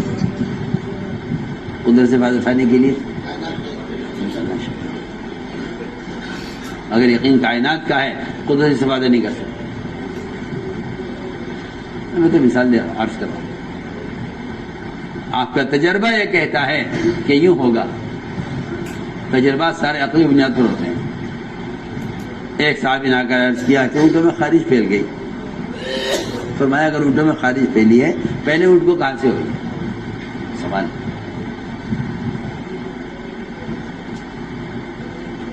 میں کہ جی اونٹوں میں خارج پھیل گئی. فرمایا کیسے؟ کہ جی ایک اونٹ کو ہوئی تھی پھر سب کو ہو گئی. فرمایا اگر ایک اونٹ سے سب کو ہوئی ہے تو پہلے کو کہاں سے ہوئی ہے؟ سوال ہے نا. اگر پہلے کو اللہ سے ہوئی ہے تو سب کو اللہ سے ہوئی ہے, اور اگر پہلے کو اللہ سے نہیں ہوئی ہے تو پھر آپ اللہ کی ذات سے ہونے کا انکار کر رہے ہیں.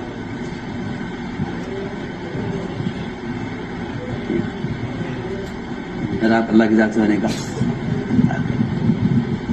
جس طرح اللہ کی ذات عالی سے ایک اونٹ کو خارش ہوئی ہے, سارے اونٹوں کو اللہ کے امر سے ہوئی ہے. عبداللہ ابن عمر رضی اللہ تعالیٰ عنہ کوڑ کے مریض کے ساتھ ایک پلیٹ میں کھانا کھاتے تھے. لوگوں نے کہا اسے کوڑ کا مرض ہے. فرمایا مرض اس کو ہے, مجھے مرض اس کے لیے ہے, اللہ کے میرے لیے نہیں ہے. جو میرے لیے ہوگا تو میں بچ کر بھی نہیں بچ سکوں گا, اس سے ہٹ کر بھی نہیں بچ سکوں گا. اللہ کا اگر میرے لیے نہیں ہے تو میں اس کے ساتھ کھانے سے مریض نہیں ہو سکتا. میرا یقین ہے جو امر ہوتا ہے اللہ کی طرف سے براہ راست امر ہوتا ہے. تو میں نے عرض کیا کہ یہ ہے ایمان بالغیب کی مثالیں, اور جس میں عقل کو کوئی دخل نہیں ہے. ورنہ پہلے آدمی اس میں اپنی عقل لڑاتا ہے, پھر رفتہ رفتہ احکام شریعت میں بھی آدمی عقل داخل کر دیتا ہے.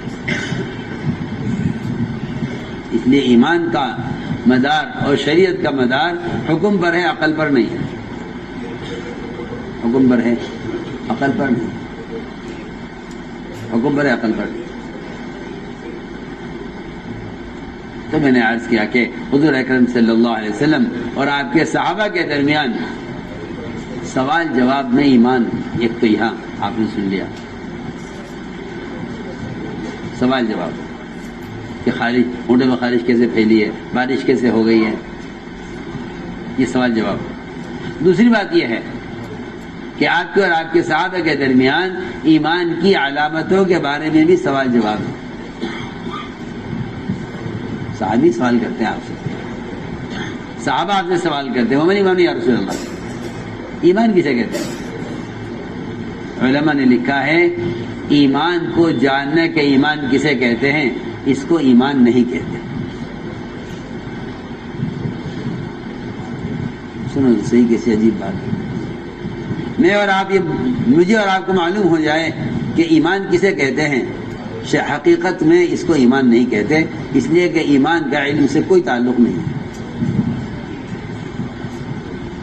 انسان بہت اہم بات ہے. ایمان کو جاننا ایمان نہیں ہے. ایمان کو جاننا, اگر میں اور آپ لکھ لیں اور یاد کر لیں کہ ایمان کسے کہتے ہیں, تو علماء نے لکھا ہے کہ ایمان کا جاننا ایمان نہیں ہے. ایمان کا علم سے کوئی تعلق نہیں. میں کیا عرض کروں آپ کے سمجھ نہیں آنے کی بات. کفار کو آپ صلی اللہ علیہ وسلم سے انکار ہی اس لیے تھا کہ وہ جانتے تھے کہ ایمان کیا ہے. میری بات توجہ چاہتی ہے بہت. میں اور آپ بہت غفلت میں ہیں. کفار کی آپ سے لڑائی اسی لیے تھی کہ کفار جانتے تھے ایمان کیا ہے. لڑائی اسی لیے تھی. آپ میری بات پر توجہ دیں پوری. لڑائی اس بات پر تھی کہ ہم جانتے ہیں ایمان کیا ہے. کیوں؟ اس لیے کہ ابو طالب کو بھی یقین ہو گیا تھا کہ یہ نبی برحق ہیں, بات ان کی سچی ہے, بات بالکل ٹھیک ہے. لیکن ابو طالب نے آپ کے دین کو اختیار کرنے سے انکار کیا ہے. آپ کے دین کو اختیار کرنے سے انکار کیا ہے. اس کے علاوہ بہت سے کفار جانتے تھے. علماء نے لکھا ہے کہ ایمان کا جاننا ایمان نہیں ہے، اور ایمان کی معلومات کا ہو جانا ایمان نہیں ہے۔ ہم جانتے ہیں ایمان کسے کہتے ہیں کہ نہیں، اس کو ایمان کہتے ہی نہیں۔ اگر آج یہ کرے میں جانتا ہوں ایمان کسے کہتے ہیں، تو قرآن کہتا ہے اس کو ایمان نہیں کہتے۔ علماء نے صاف لکھا ہے کہ ایمان کا جاننا ایمان نہیں ہے۔ پھر کیا بات ہے؟ کیونکہ ایمان کا جاننا ایمان نہیں ہے، بلکہ ان احکام کو قبول کرنا ایمان ہے۔ ایمان احکام کو قبول کرنا ایمان، احکام کو قبول کرنا ایمان ہے۔ یہ علماء نے لکھا ہے کہ ایمان قلب کی عملی حرکت کو کہتے ہیں۔ ایمان قلب کی عملی حرکت، آپ بہت آسان کر دیتا ہوں بات۔ قرآن نے نماز کو ایمان کہا ہے، عمل نہیں کہا۔ حالانکہ نماز عمل ہے نا، نماز ہے، زکوٰۃ ہے، روزہ ہے، حج ہے، یہ اعمال ہیں فرائض، یہ اعمال ہیں فرائض، لیکن قرآن یہ کہہ رہا ہے کہ یہ ایمان ہے۔ ما کان اللہ لیضیع ایمانکم، کہ اللہ تمہاری نمازوں کو ضائع نہیں کریں گے۔ یہ آیت نازل ہوئی تھی اس وقت جب قبلہ بیت المقدس سے بیت اللہ کی طرف پھرا تھا، تو صحابہ عمل پر تھے، نماز پڑھتے بیت المقدس کی طرف، اچانک حکم آیا کہ بیت اللہ کی طرف پھر جاؤ۔ جب صحابہ بیت اللہ کی طرف پھر گئے، جی ہاں، تو یہود نے صحابہ کرام کو یہ الزام دیا کہ اگر ہمارا قبلہ غلط تھا بیت المقدس کا تو ان کی اب تک کی پچھلی نمازیں ضائع ہو گئی۔ تو اللہ نے یہ فرمایا ما کان اللہ لیضیع صلاتکم، یہ نہیں فرمایا ما کان اللہ، یہ نہیں فرمایا کہ اللہ تمہاری نمازوں کو ضائع نہیں کریں گے، بلکہ فرمایا اللہ تمہارے ایمان کو ضائع نہیں کریں گے۔ یہاں ایمان سے نماز مراد نہیں ہے۔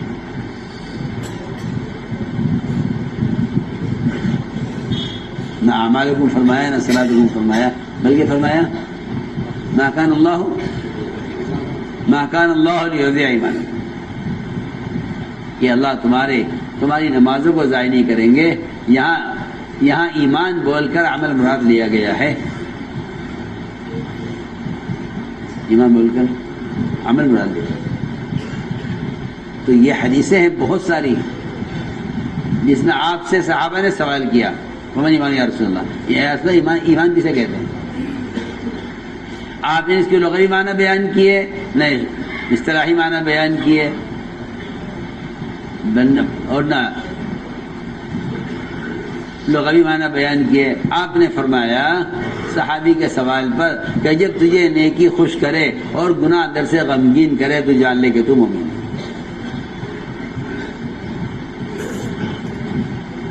میں تو صاف طور پر کرتا ہوں، ہر مسلمان جان سکتا ہے کہ اس کا ایمان کتنا ہے، ہر ایک جان سکتا ہے،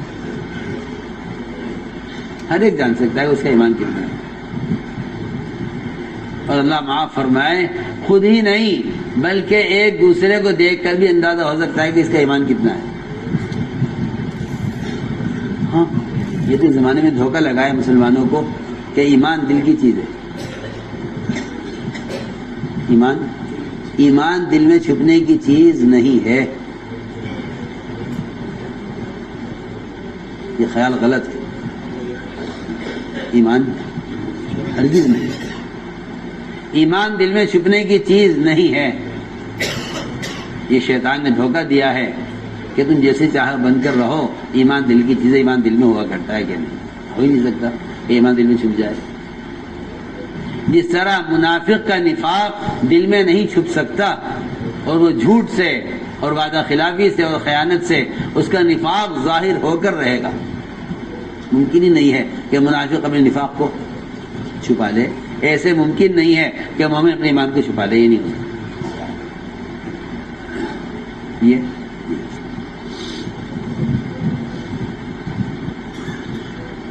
جس طرح انسان کے بدن کے خون کا فساد وہ پھوڑے پھنسی کی شکل میں ظاہر ہوتا ہے نا، نکل کر رہے گا، آپ جتنی چاہے کوشش کر لیں۔ کیوں بھائی، میری بات صحیح میں آ رہی؟ اگر خون میں کیا ہو جائے، انفیکشن اور فساد، تو کیا ہوگا؟ ڈاکٹر پڑے بجے کے نہیں کریں گے علاج، وہ کہیں گے تمہارا خون میں انفیکشن ہے، خون میں خرابی ہے، اس کو صاف کرو۔ باہر کی دواؤں سے کوئی فائدہ نہیں۔ بالکل انسان یعنی بیمار کے بدن کو دیکھ کر بتا دیتا ہے ڈاکٹر کہ آپ کے خون میں یہ خرابی ہے۔ بالکل میں صاف تو بات کر رہا ہوں کہ اس طرح نفاق چھپ نہیں سکتا، جس طرح بیمار اندر کے خون کا فساد چھپ نہیں سکتا، وہ پھوڑے بھجنے کی شکل میں ظاہر ہو کر رہے گا۔ میں کہنا چاہتا ہوں اسی طرح مومن کا ایمان چھپے گا نہیں، وہ سنت کی شکل میں ظاہر ہو کر رہے گا۔ یہ تو شیطان نے دھوکہ دیا ہے مسلمان کو، اور مومن اس دھوکے میں آ کر مطمئن ہے کہ بھائی ایمان تو میرے دل میں ہے، آپ میرے ظاہر کو مت دیکھیے، میری شکل، صورت، میرا حلیہ، میرا لباس، یہ کچھ نہیں ہے، اس سے کچھ نہیں ہوتا، ایمان تو دل کی چیز ہے۔ یہ شیطان کی ٹھپکی ہے، شیطان کا ایک دھوکہ ہے، جس کو مسلمان جس کی آڑ میں یہود و نصارہ کے طریقوں پر چلتے ہوئے کہتا ہے میرے دل میں ایمان میرے دل میں ہے، آپ میرے ظاہر کو مت دیکھیے، ایمان میرے دل میں، آپ میرے ظاہر کو مت دیکھیے۔ اگر فرماتے نہیں تمہارے ظاہر کو دیکھیں گے، اگر تمہارا ظاہر اتباع سنت پر ہے تو ہم تمہارے مسلمان ہونے پر اعتماد کریں گے، اگر تمہارا ظاہر سنت کے مطابق نہیں ہے تو ہم تم پر اعتماد نہیں کریں گے۔ یہ حضرت عمر کا قول میں نقل کرنا ہے، سیدھی بات۔ اگر تمہارا ظاہر سنت کے مطابق ہے ہم تم پر اعتماد کریں گے، چاہے تمہارا باطن اللہ کے ساتھ کیسا بھی ہو، تم جانو تمہارا اللہ جانے۔ اور اگر تمہارا ظاہر درست نہیں ہے تو ہم تم پر اعتماد نہیں کریں گے، چاہے تم رات کو تہجد میں روتے ہو، تلاوت کرتے ہو، ذکر کرتے ہو، تمہاری خلوت کتنی بھی اچھی اللہ کے ساتھ ہو، ہمیں اس کا کوئی اعتبار نہیں۔ تمہیں کو نقل کر رہا ہوں،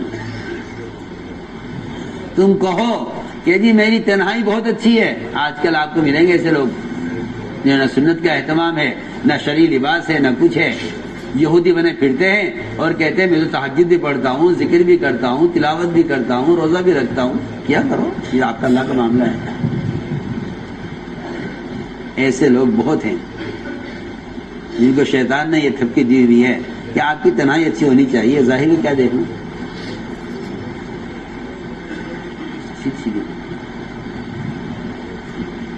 حالانکہ ایک مسلمان کے مسلمان ہونے کا تعلق اس کے جتنا باطن سے ہے اتنا برابر ظاہر سے ہے۔ صحابی نے سوال کیا آپ سے کہ اصل ایمان کسے کہتے ہیں؟ آپ نے جواب میں فرمایا کہ جب تو یہ نیکی خوش کرے، گناہ غمگین کرے۔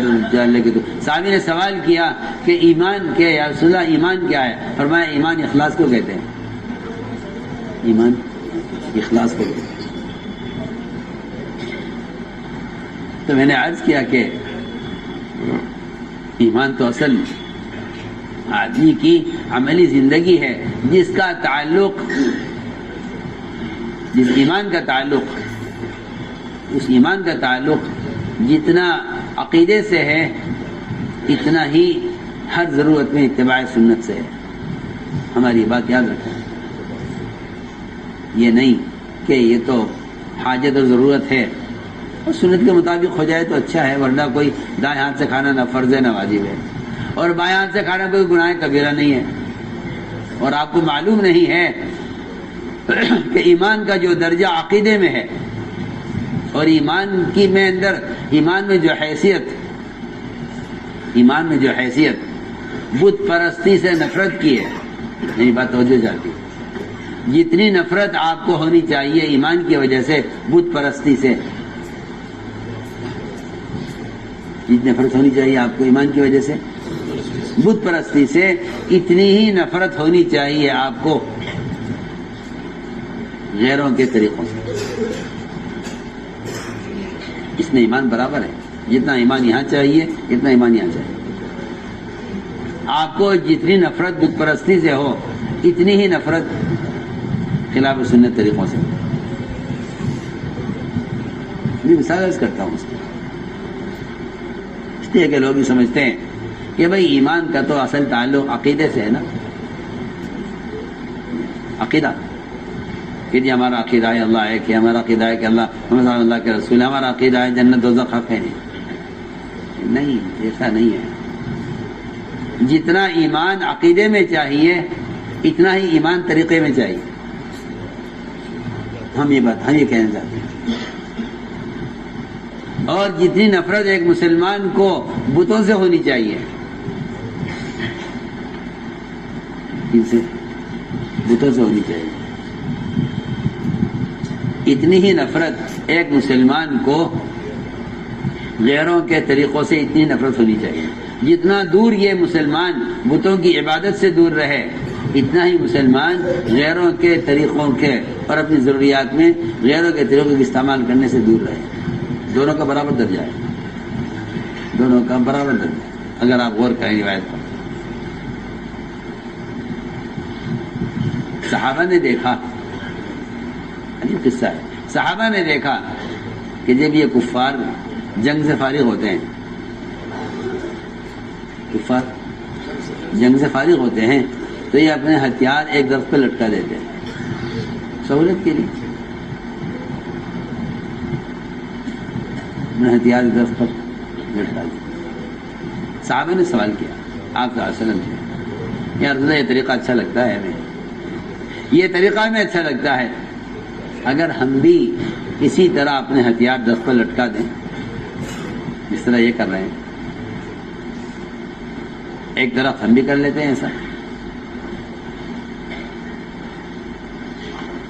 یہ سوال صحابہ کا کہ جس طرح یہ لوگ کرتے ہیں کیا ہم بھی ایسا کر لیں؟ ایک صرف درخت پر ہتھیار لٹکانے کا طریقہ ان کو اچھا لگا ہے غیروں کا، اگر ہم بھی اس طرح کر لیا کریں. آپ نے کہا ہمارا جواب دیں. آپ کا جواب سنیے تو آپ کو حیرت ہوگی کہ آپ صلی اللہ علیہ وسلم مسلمان کو غیروں کی ضروریات کے طریقوں سے جتنا دور رکھنا چاہتے تھے. آپ جواب سنیے. آپ نے فرمایا کہ تمہارا یہ مطالبہ کرنا درخت پر ہتھیار لٹکانے کا، تمہارا مطالبہ بالکل ایسا ہے جیسا بنی اسرائیل نے موسیٰ علیہ السلام سے مطالبہ کیا تھا کہ ہمارے لیے بھی ایک بت ہونا چاہیے جیسے یہ بت کی پوجا کر رہے ہیں. آپ سنیے تو صحیح. اللہ کہاں بت کی پوجا، کہاں درخت پر ہتھیار لٹکانے کی ضرورت؟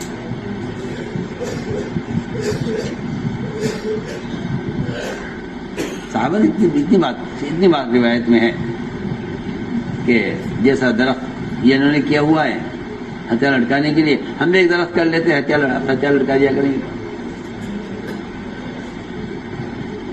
ایک ضرورت میں غیروں کی مشابہت، ایک ضرورت میں غیروں کی مشابہت کو آپ صلی اللہ علیہ وسلم نے بت پرستی کے برابر کر دیا.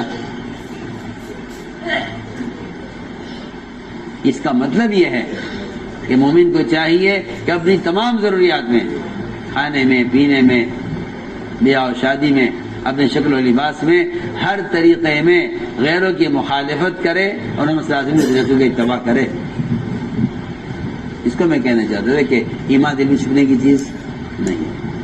مومن کے حلیے سے ایمان ظاہر ہونا چاہیے. فرماتے تھے اگر گدھے کی سواری میں ذلت اور کار کی سواری میں عزت محسوس کرتا ہے تو اس کے ایمان میں فرق ہے. یہ کہ گدھا مصنوع سواری ہے، کار مصنوع سواری نہیں ہے. گدھا مصنوع سواری ہے، کار مصنوع سواری نہیں ہے. اگر گدھے پر ذلت اور کار میں عزت محسوس کرتا ہے تو ایمان میں فرق ہے. نظر کر لیجیے. تو میں نے عرض کیا یہ واقعہ کہ صحابہ نے عرض کیا کہ رسول اللہ ہم بھی ایسا درخت کر لیں جیسے ان کا ہے. آپ نے کیا فرمایا جواب میں؟ آپ نے فرمایا اس کے جواب میں کہ جب موسیٰ علیہ السلام اپنی قوم کو لے کر بحر قلزم سے پار ہو گئے، گزرتے ہوئے دیکھا بنی اسرائیل نے کہ کچھ لوگ ایک بت کی پوجا کر رہے ہیں. تو موسیٰ علیہ السلام کی قوم نے کہا موسیٰ علیہ السلام سے اجعل لنا الہا کما لہم آلہہ، جیسا ان کا بت ہے ایسا ہمارا بھی ایک بت ہونا چاہیے پوجا کرنے کے لیے. آپ سوچیے وہ تو کہہ رہے ہیں درخت کر لیں ضرورت کے لیے، ہتھیار لٹکانے کے لیے، آپ کہہ رہے ہیں تمہارا یہ مطالبہ بت کی طرح مطالبہ ہے۔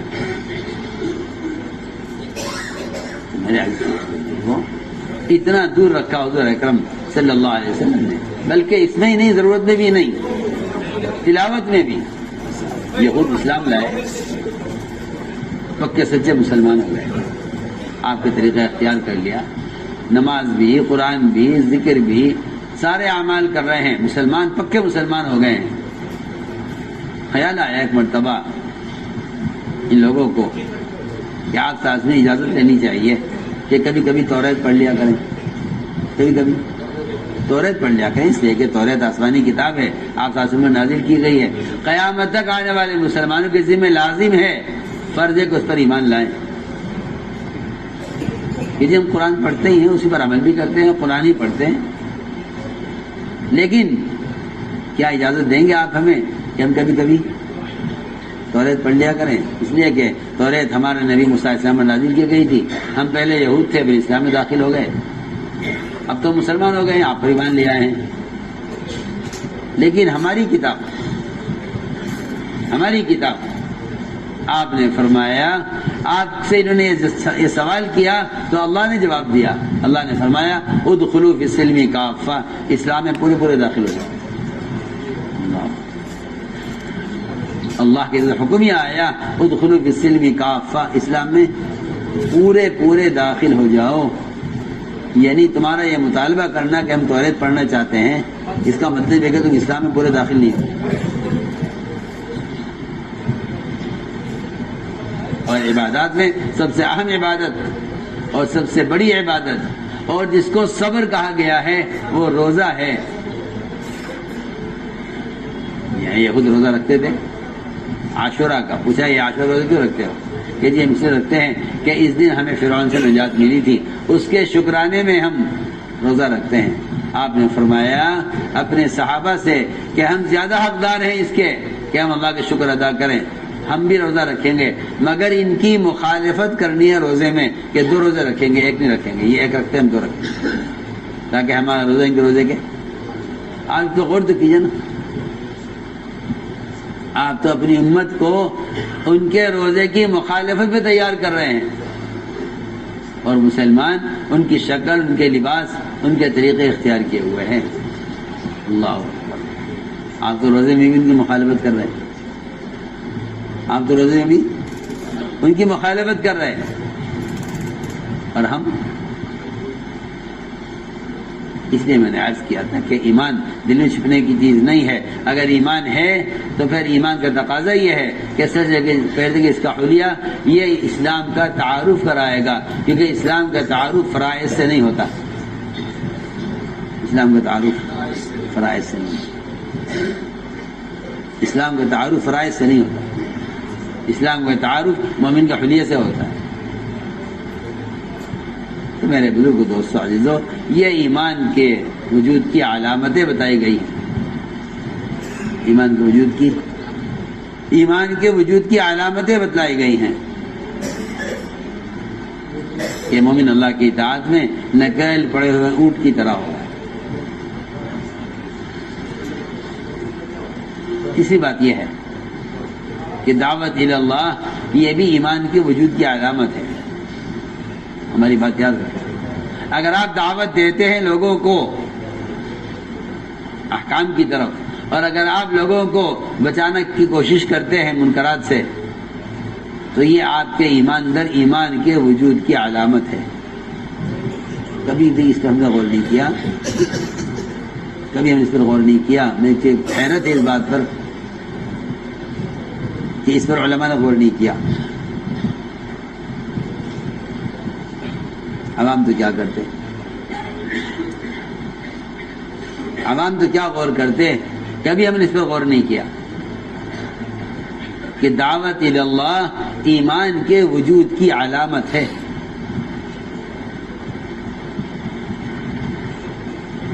اگر آپ دعوت نہیں دیتے ہیں تو آپ کے پاس درمیانہ ایمان بھی نہیں ہے۔ سنیے تو نہیں کیا کہہ رہا، مجھے حیرت اس بات میں۔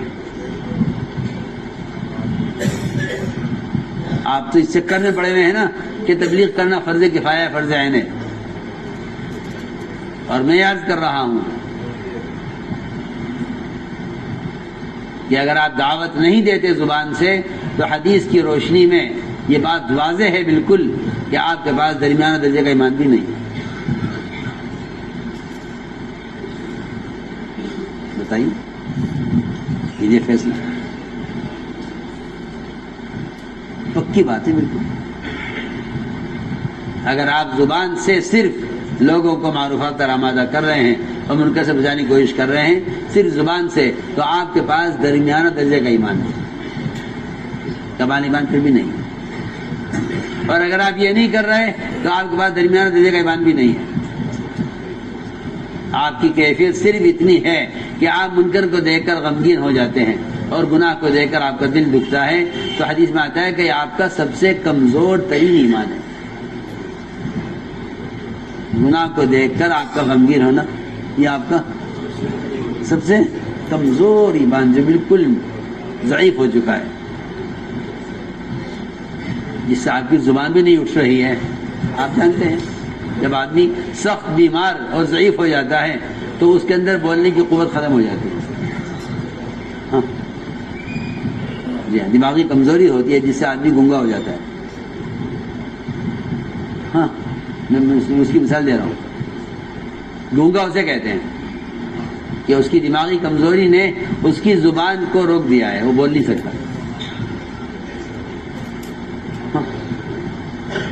حدیث میں فرمایا ہے کہ ایمان کا یہ ضعف ہے، یہ ایمان کا ضعیف ترین درجہ ہے کہ آپ کا دل دکھ رہا ہے مگر آپ زبان نہیں کھول سکتے.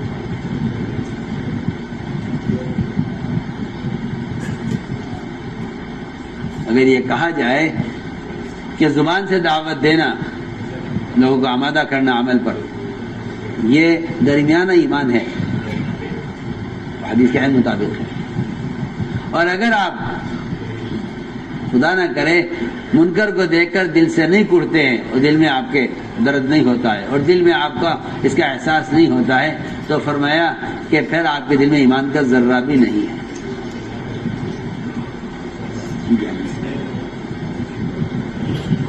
تو میرے بزرگ دوستو عزیزو، ساری بات کا خلاصہ یہ ہے کہ ایمان تو عقائد سے لے کر فرائض سے لے کر تمام ضروریات زندگی تک ایمان پھیلا ہوا ہے. ایمان سارے احکام میں اس طرح سرایت کیے ہوئے ہے جس طرح روح سر کے بال سے لے کر پیر کے ناخن تک سرایت کیے ہوئے ہے. اگر پیر کا ناخن بڑھ رہا ہے تو روح سے بڑھ رہا ہے، اگر سر کا بال بڑھ رہا ہے تو روح سے بڑھ. اگر سر کا بال کھنچتا ہے تکلیف ہوتی ہے، اگر پیر کا ناخن ٹوٹتا ہے تکلیف ہوتی ہے. یہ میں عرض کرنا چاہتا ہوں کہ اگر احکام شریعت میں عقائد، فرائض، عبادات، معاملات، اخلاق اور معاشرہ، اگر معاشرے کی لائن کا ایک عمل بگڑتا ہے تو اس سے تکلیف ہونا ایمان کے وجود کی علامت ہے. جس طرح پیر کے ناخن یا سر کے بال کے کھینچنے سے تکلیف کا ہونا روح کے ہونے کی علامت ہے. آپ مردے کا بال کھینچے تو اسے کوئی احساس نہیں، اور آپ زندہ آدمی کا بال کھینچیں گے تکلیف ہوگی. ایک بال میں روح کا اتنا حصہ ہے کہ آپ کو ایک بال کے کھینچنے سے تکلیف ہوتی ہے. آپ اسے اندازہ کر لیجئے کہ اگر معاشرے کے کام ٹوٹ رہے ہیں جس کو آپ سمجھتے ہیں کہ یہ اسلام میں کوئی بڑی چیز نہیں ہے، اصل تو عقائد اور فرائض ہیں، تو میں کہنا چاہتا ہوں کہ جتنی روح اور جتنا ایمان عقیدے میں ہونا چاہیے اتنا ہی ایمان ایک مسلمان کے دائیں ہاتھ بائیں ہاتھ سے کھانا کھانے کی سنت میں ہونا چاہیے. کیا دائیں ہاتھ سے کھانا کھانا سنت ہے، بائیں ہاتھ سے کھانا کھلانا سنت ہے؟ اگر ایسے معمولی سمجھتے ہیں تو پھر آپ یاد رکھیے کہ اگر ابلیس سجدے کا انکار کر کے، جو اللہ کا امر تھا سجدہ کرنے کا، اس سے انکار کر کے جس طرح وہ سجدے سے محروم ہوا ہے کہ اس کا بدن سجدے کے قابل نہیں رہا، میں یہ کہنا چاہتا ہوں کہ ایک آدمی کا دائیں ہاتھ سے کھانا کھانے سے، ایک آدمی کا دائیں ہاتھ سے کھانا کھانے سے انکار کرنا اس کے ہاتھ کو مفلوج کر دیتا ہے. حالانکہ دائیں ہاتھ سے کھانا کھانا فرض نہیں ہے، واجب نہیں ہے. بائیں ہاتھ سے کھانا گناہ کبیرہ نہیں ہے، لیکن ایک سنت کا مقام اتنا اونچا ہے کہ آپ نے کھانا کھانے والے سے کہا دائیں ہاتھ سے کھاؤ، اس جگہ میرا دائیں ہاتھ اٹھتا نہیں ہے، آپ نمایا اللہ کرے تیرا ہاتھ کبھی نہ اٹھے۔ آپ سوچیے تو صحیح، ایک سنت کے انکار پر اگر دائیں ہاتھ بیکار ہو سکتا ہے تو آپ اس سے فیصلہ کیجئے کہ خدا نہ کرے اگر مسلمان سنت کے انکار پر آ جائے تو کتنی صلاحیتیں برباد ہوں گی۔ آپ غور کیجئے نا، ادھر ابلیس سجدے سے محروم ہوا ہے، ساری عبادت سے محروم، گمراہ ہو کر دوسروں کو گمراہ کرنے میں لگ گیا، اس نے ایک سجدے کا انکار کیا۔ یہاں محمد صلی اللہ علیہ وسلم نے ایک آدمی کو بائیں ہاتھ سے کھانے سے روکا، دائیں ہاتھ سے کھانے کا حکم دیا، اس نے انکار کیا، اس نے تو دائیں ہاتھ ختم ہو گیا، شر ہو گیا۔ اس سے آپ اندازہ کر لیجئے کہ ضروریات میں بھی ایمان کو اتنا ہی دخل ہے جتنا دخل ایمان کو عقائد اور فرائض میں ہے۔ آپ یہ مت سمجھیے کہ نماز اور روزہ حج و زکوٰۃ یہ زیادہ اصل ہیں اور باقی چیزیں اختیاری ہیں، آدمی جیسا ماحول ہے ایسا کر لینا۔ تو میرے بزرگوں دوستو عزیزو، بات ساری ہے کہ نقل و حرکت اور دعوت اس لیے تھی تاکہ اس سے ایمان کی تکمیل ہو۔ علماء نے لکھا ہے کہ زبان سے دعوت دینا افضل ترین جہاد ہے، اس لیے کہ زبان کی دعوت کے بغیر ہاتھ سے جہاد کی قوت پیدا نہیں ہوگی، اس لیے زبان سے جہاد وہ ہاتھ کی جہاد کے ساتھ شامل ہے۔ اگر میدان قتال میں ہیں اور ہاتھ سے جہاد کر رہے ہیں وہاں بھی زبان سے جہاد مقدم ہے بلکہ مستحب ہے، اس لیے زبان سے جہاد کرنا افضل ترین جہاد ہے۔ اس لیے کہ زبان کے جہاد کے بغیر ہاتھ کے جہاد کی قوت پیدا نہیں ہو سکتی، اس لیے کہ ہاتھ کا جہاد یہ زبان کے جہاد سے افضل اور اعلیٰ ہے۔ اگر زبان سے جہاد نہیں کرو گے یعنی لوگوں کو جا کر دعوت دے کر ہم کی طرف نہیں لاؤ گے تو میں قسم کھا کر کہہ سکتا ہوں کہ دل کے جہاد کی بھی استعداد ختم ہو جائے گی۔ کیا ہو جائے گی؟ میں بہت اہم بات کروں، اگر زبان سے دعوت دینے کو معمول نہیں بناؤ گے تو دل سے جہاد کی استعداد بھی ختم ہو جائے گی۔ دل سے جہاد یہ ہے کہ آدمی دل سے کم گناہ کو گناہ سمجھے، اس سے نفرت کرے۔ اگر زبان کا جہاد نہیں ہے دل کا جہاد باقی نہیں رہے گا، اور اگر زبان کا جہاد ہے تو پھر ہاتھ کے جہاد کی استعداد پیدا ہو جائے گی۔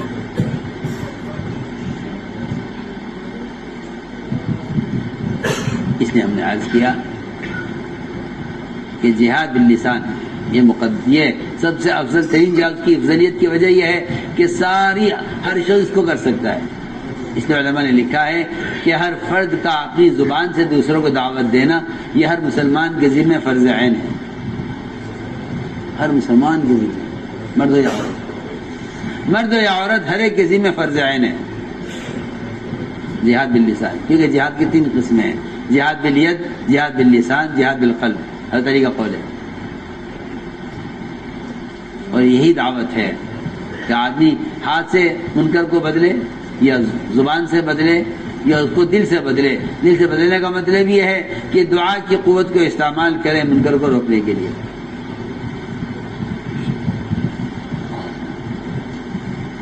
دعا کی قوت کو استعمال کرے منکر کو روکنے کے لیے، یہ دل کا جہاد ہے۔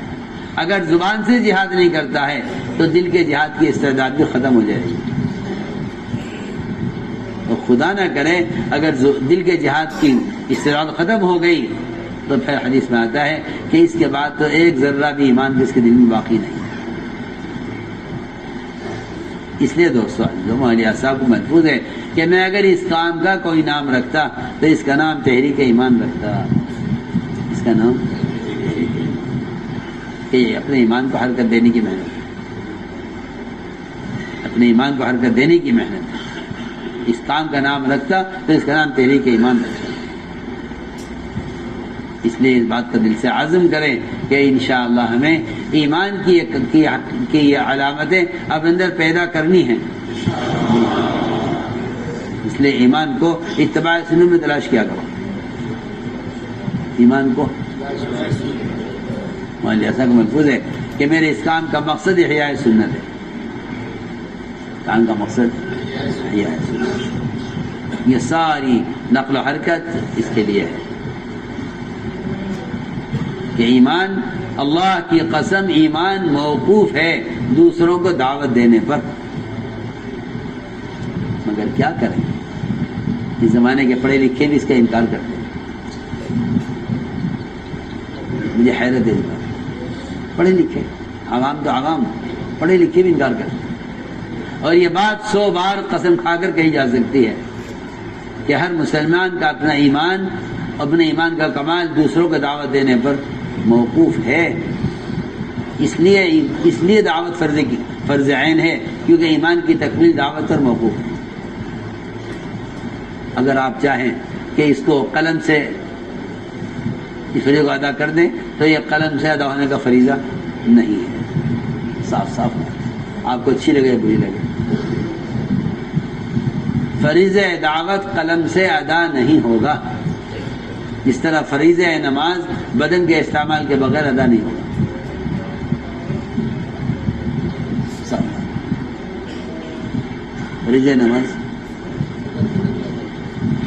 فریضہ نماز بدن کو استعمال کیے بغیر ادا نہیں ہوگا، ایسے ہی فریضہ دعوت اپنے بدن کو استعمال کیے بغیر ادا نہیں ہوگا.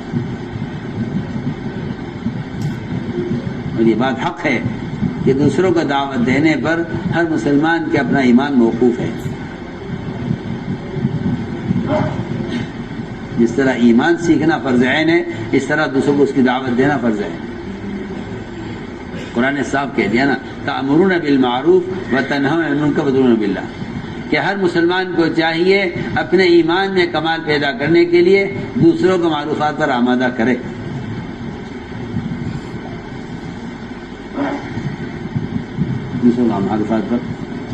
دوسروں کو معروفات پر آمادہ کرنا اپنے ایمان میں کمال پیدا کرنا.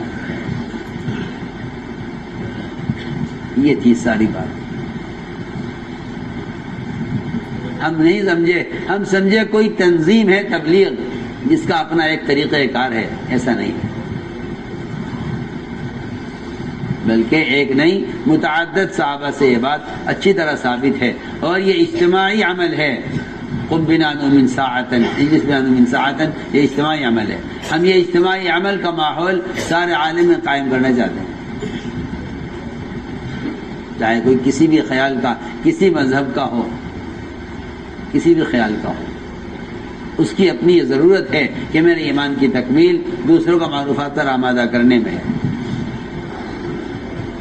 اس لیے میرے دوستو اس کا عزم کرو، اس کو اپنی ضرورت یقین کرو کہ میری ضرورت ہے. کریں گے تمام، اس کے لیے ہمت فرماؤ، قدم اٹھاؤ.